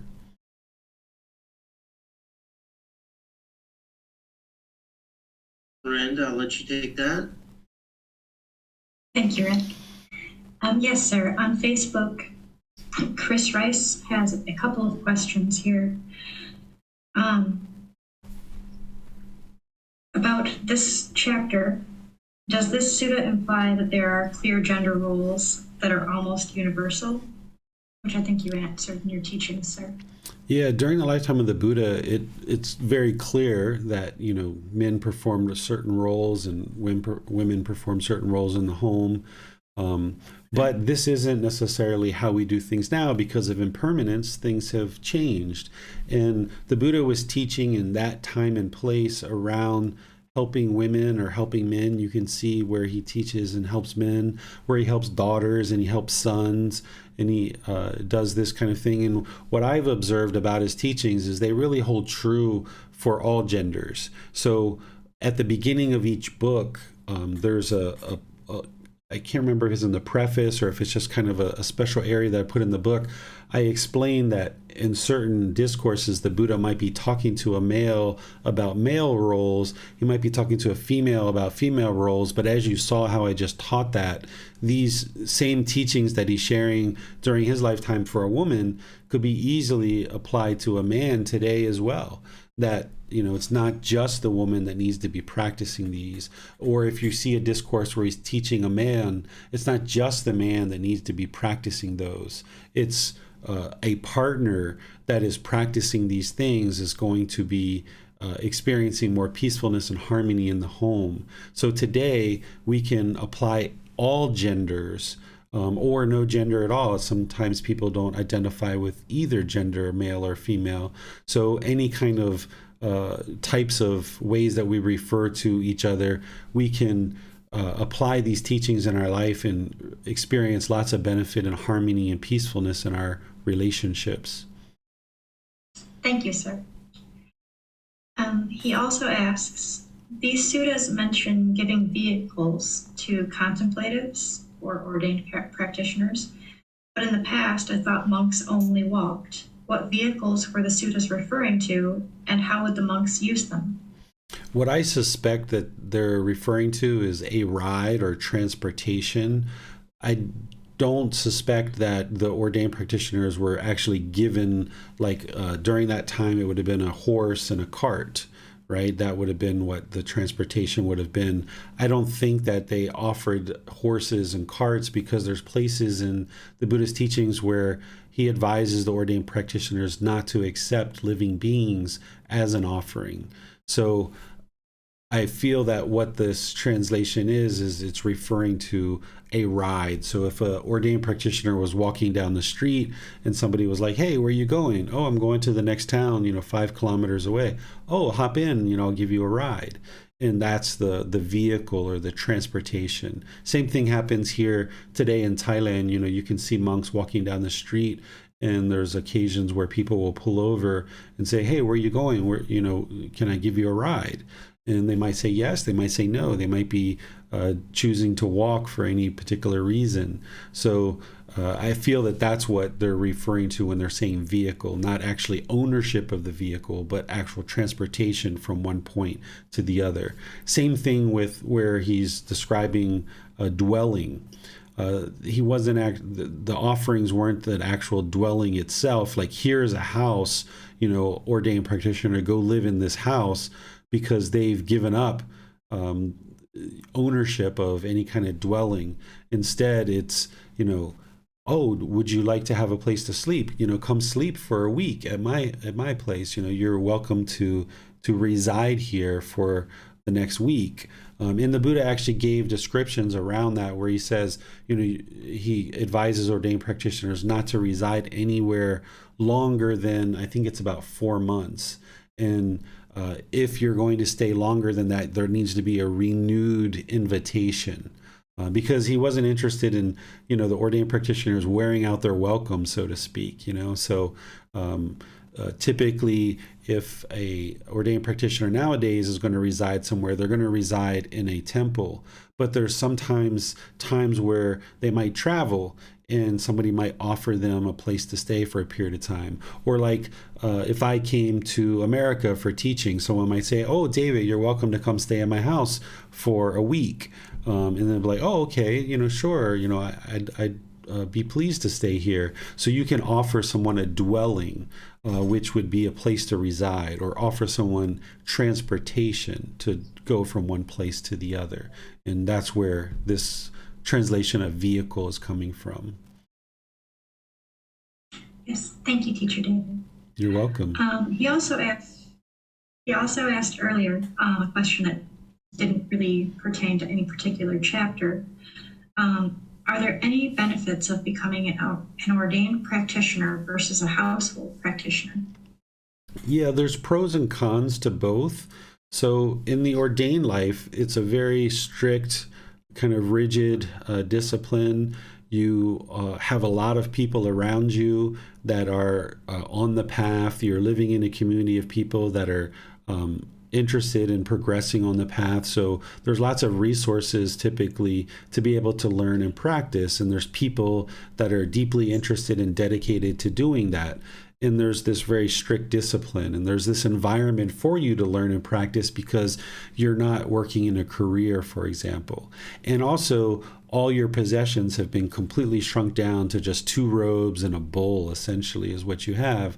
And the life of an ordained practitioner is such that there's less opportunity for the mind to have attachment and to have craving, because you're not having a boyfriend, girlfriend, husband, wife. You're not involved with your children and things like this. So there's improved ability to potentially get to enlightenment because of the environment that you're in. But also it's quite strict, and some people struggle with that. And then in the household life is more wide open, and there's much more temptation and much more desires that the mind can potentially have. So in the household life, there needs to be more inner discipline, where in the ordained life, there still needs to be a certain discipline, but that tends to get kind of baked into your lifestyle because you're sleeping on the floor, you're around all these very dedicated people, you're going to be checking in with your teacher probably weekly, where you're going to see the master teacher, every day. You're going to probably see the master teacher in the morning and the evening when you're doing meditation together. But there's also going to be personal guidance kind of weekly or every 2 weeks that you're checking in with your master teacher. Where in the household life, you have to build that discipline in yourself, where you actively read, where you actively meditate, where you actively reach out to your teacher for help. There's not this massive community around you that you're just, coming into this community where there's meditation twice a day, where there's, active involvement with your master teacher and so forth. So you need to create that inner discipline for yourself. And the mind has more opportunity for it to get attached, particularly in relationships or particularly with sensual desire. So there needs to be this real discipline in learning how to do things like love without attachment, which is what we talked about in the group learning program last week. So there's pros and cons to both. If you do attain enlightenment in the ordained life, you can remain ordained, or some people unordain after they attain enlightenment. If you're in the household life and you attained enlightenment, then there's no longer, living with these strict rules and or this strict guidance that is kind of practiced in a lot of the temples.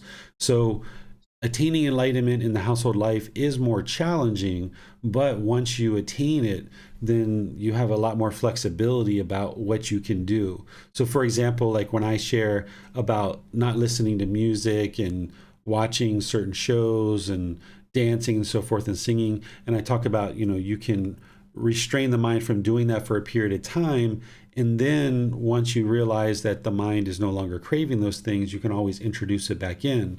Where in an ordained lifestyle, you don't have that option. They're not listening to music, they're not dancing, they're not singing. They're really strict about what they are doing and what they aren't doing, because they're creating this environment that's more conducive to attaining enlightenment. Where in the household life, you need to understand these things and understand how they're beneficial, and then create that for yourself with your own inner discipline, and being sure that you reach out for guidance and instruction, and be sure that you're meditating regularly and you're learning the teachings regularly, going to classes, reading books, watching videos, podcasts, things like this. So that's what it really comes down to, is more of an environment that's conducive to enlightenment versus you needing to have the inner discipline to create that environment for yourself. That would be the difference between ordained practitioners and household practitioners. Thank you, sir. You're welcome. There are no other questions on Facebook or YouTube at this time, sir. And no other questions on Zoom at this time, sir. All right. Well, I'll thank all of you guys for participating in today's class. Rick and Miranda, thank you guys for reading. Maybe in the future we can have some more people that'll volunteer to read if you guys would like. That would be really wonderful. And next week on Saturday, we're going to be going into the next 10 chapters. So we're going to be in chapter 81 through 90. So we're now more than halfway through this book of volume 11. So we'll just finish out the rest of this book up to chapter 150-ish, around there.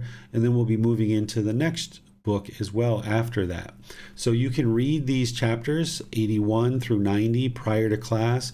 That'll help you prepare, think about, reflect, maybe even start to practice some of the teachings that you're seeing. And then you may have questions of things that you'd like clarification on as you come to class next week.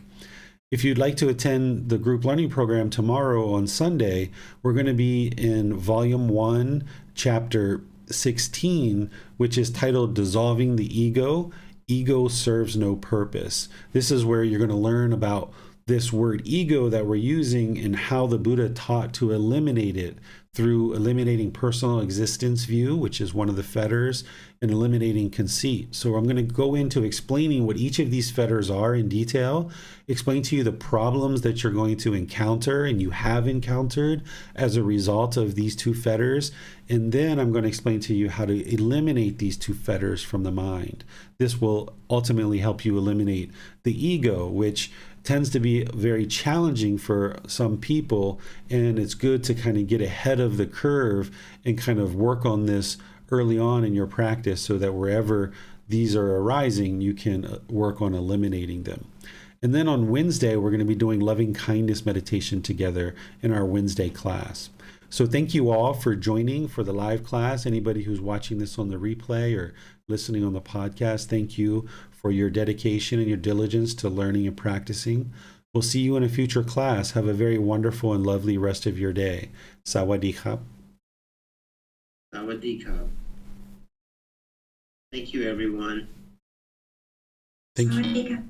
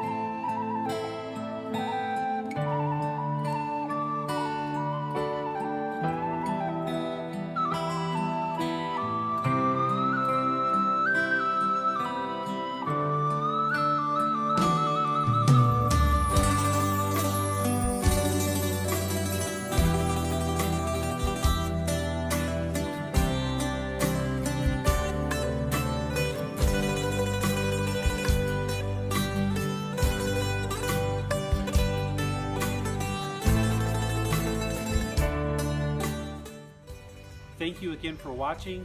Enjoy your meditation. Look forward to seeing you online and answering any questions that you might have. Thank you so much.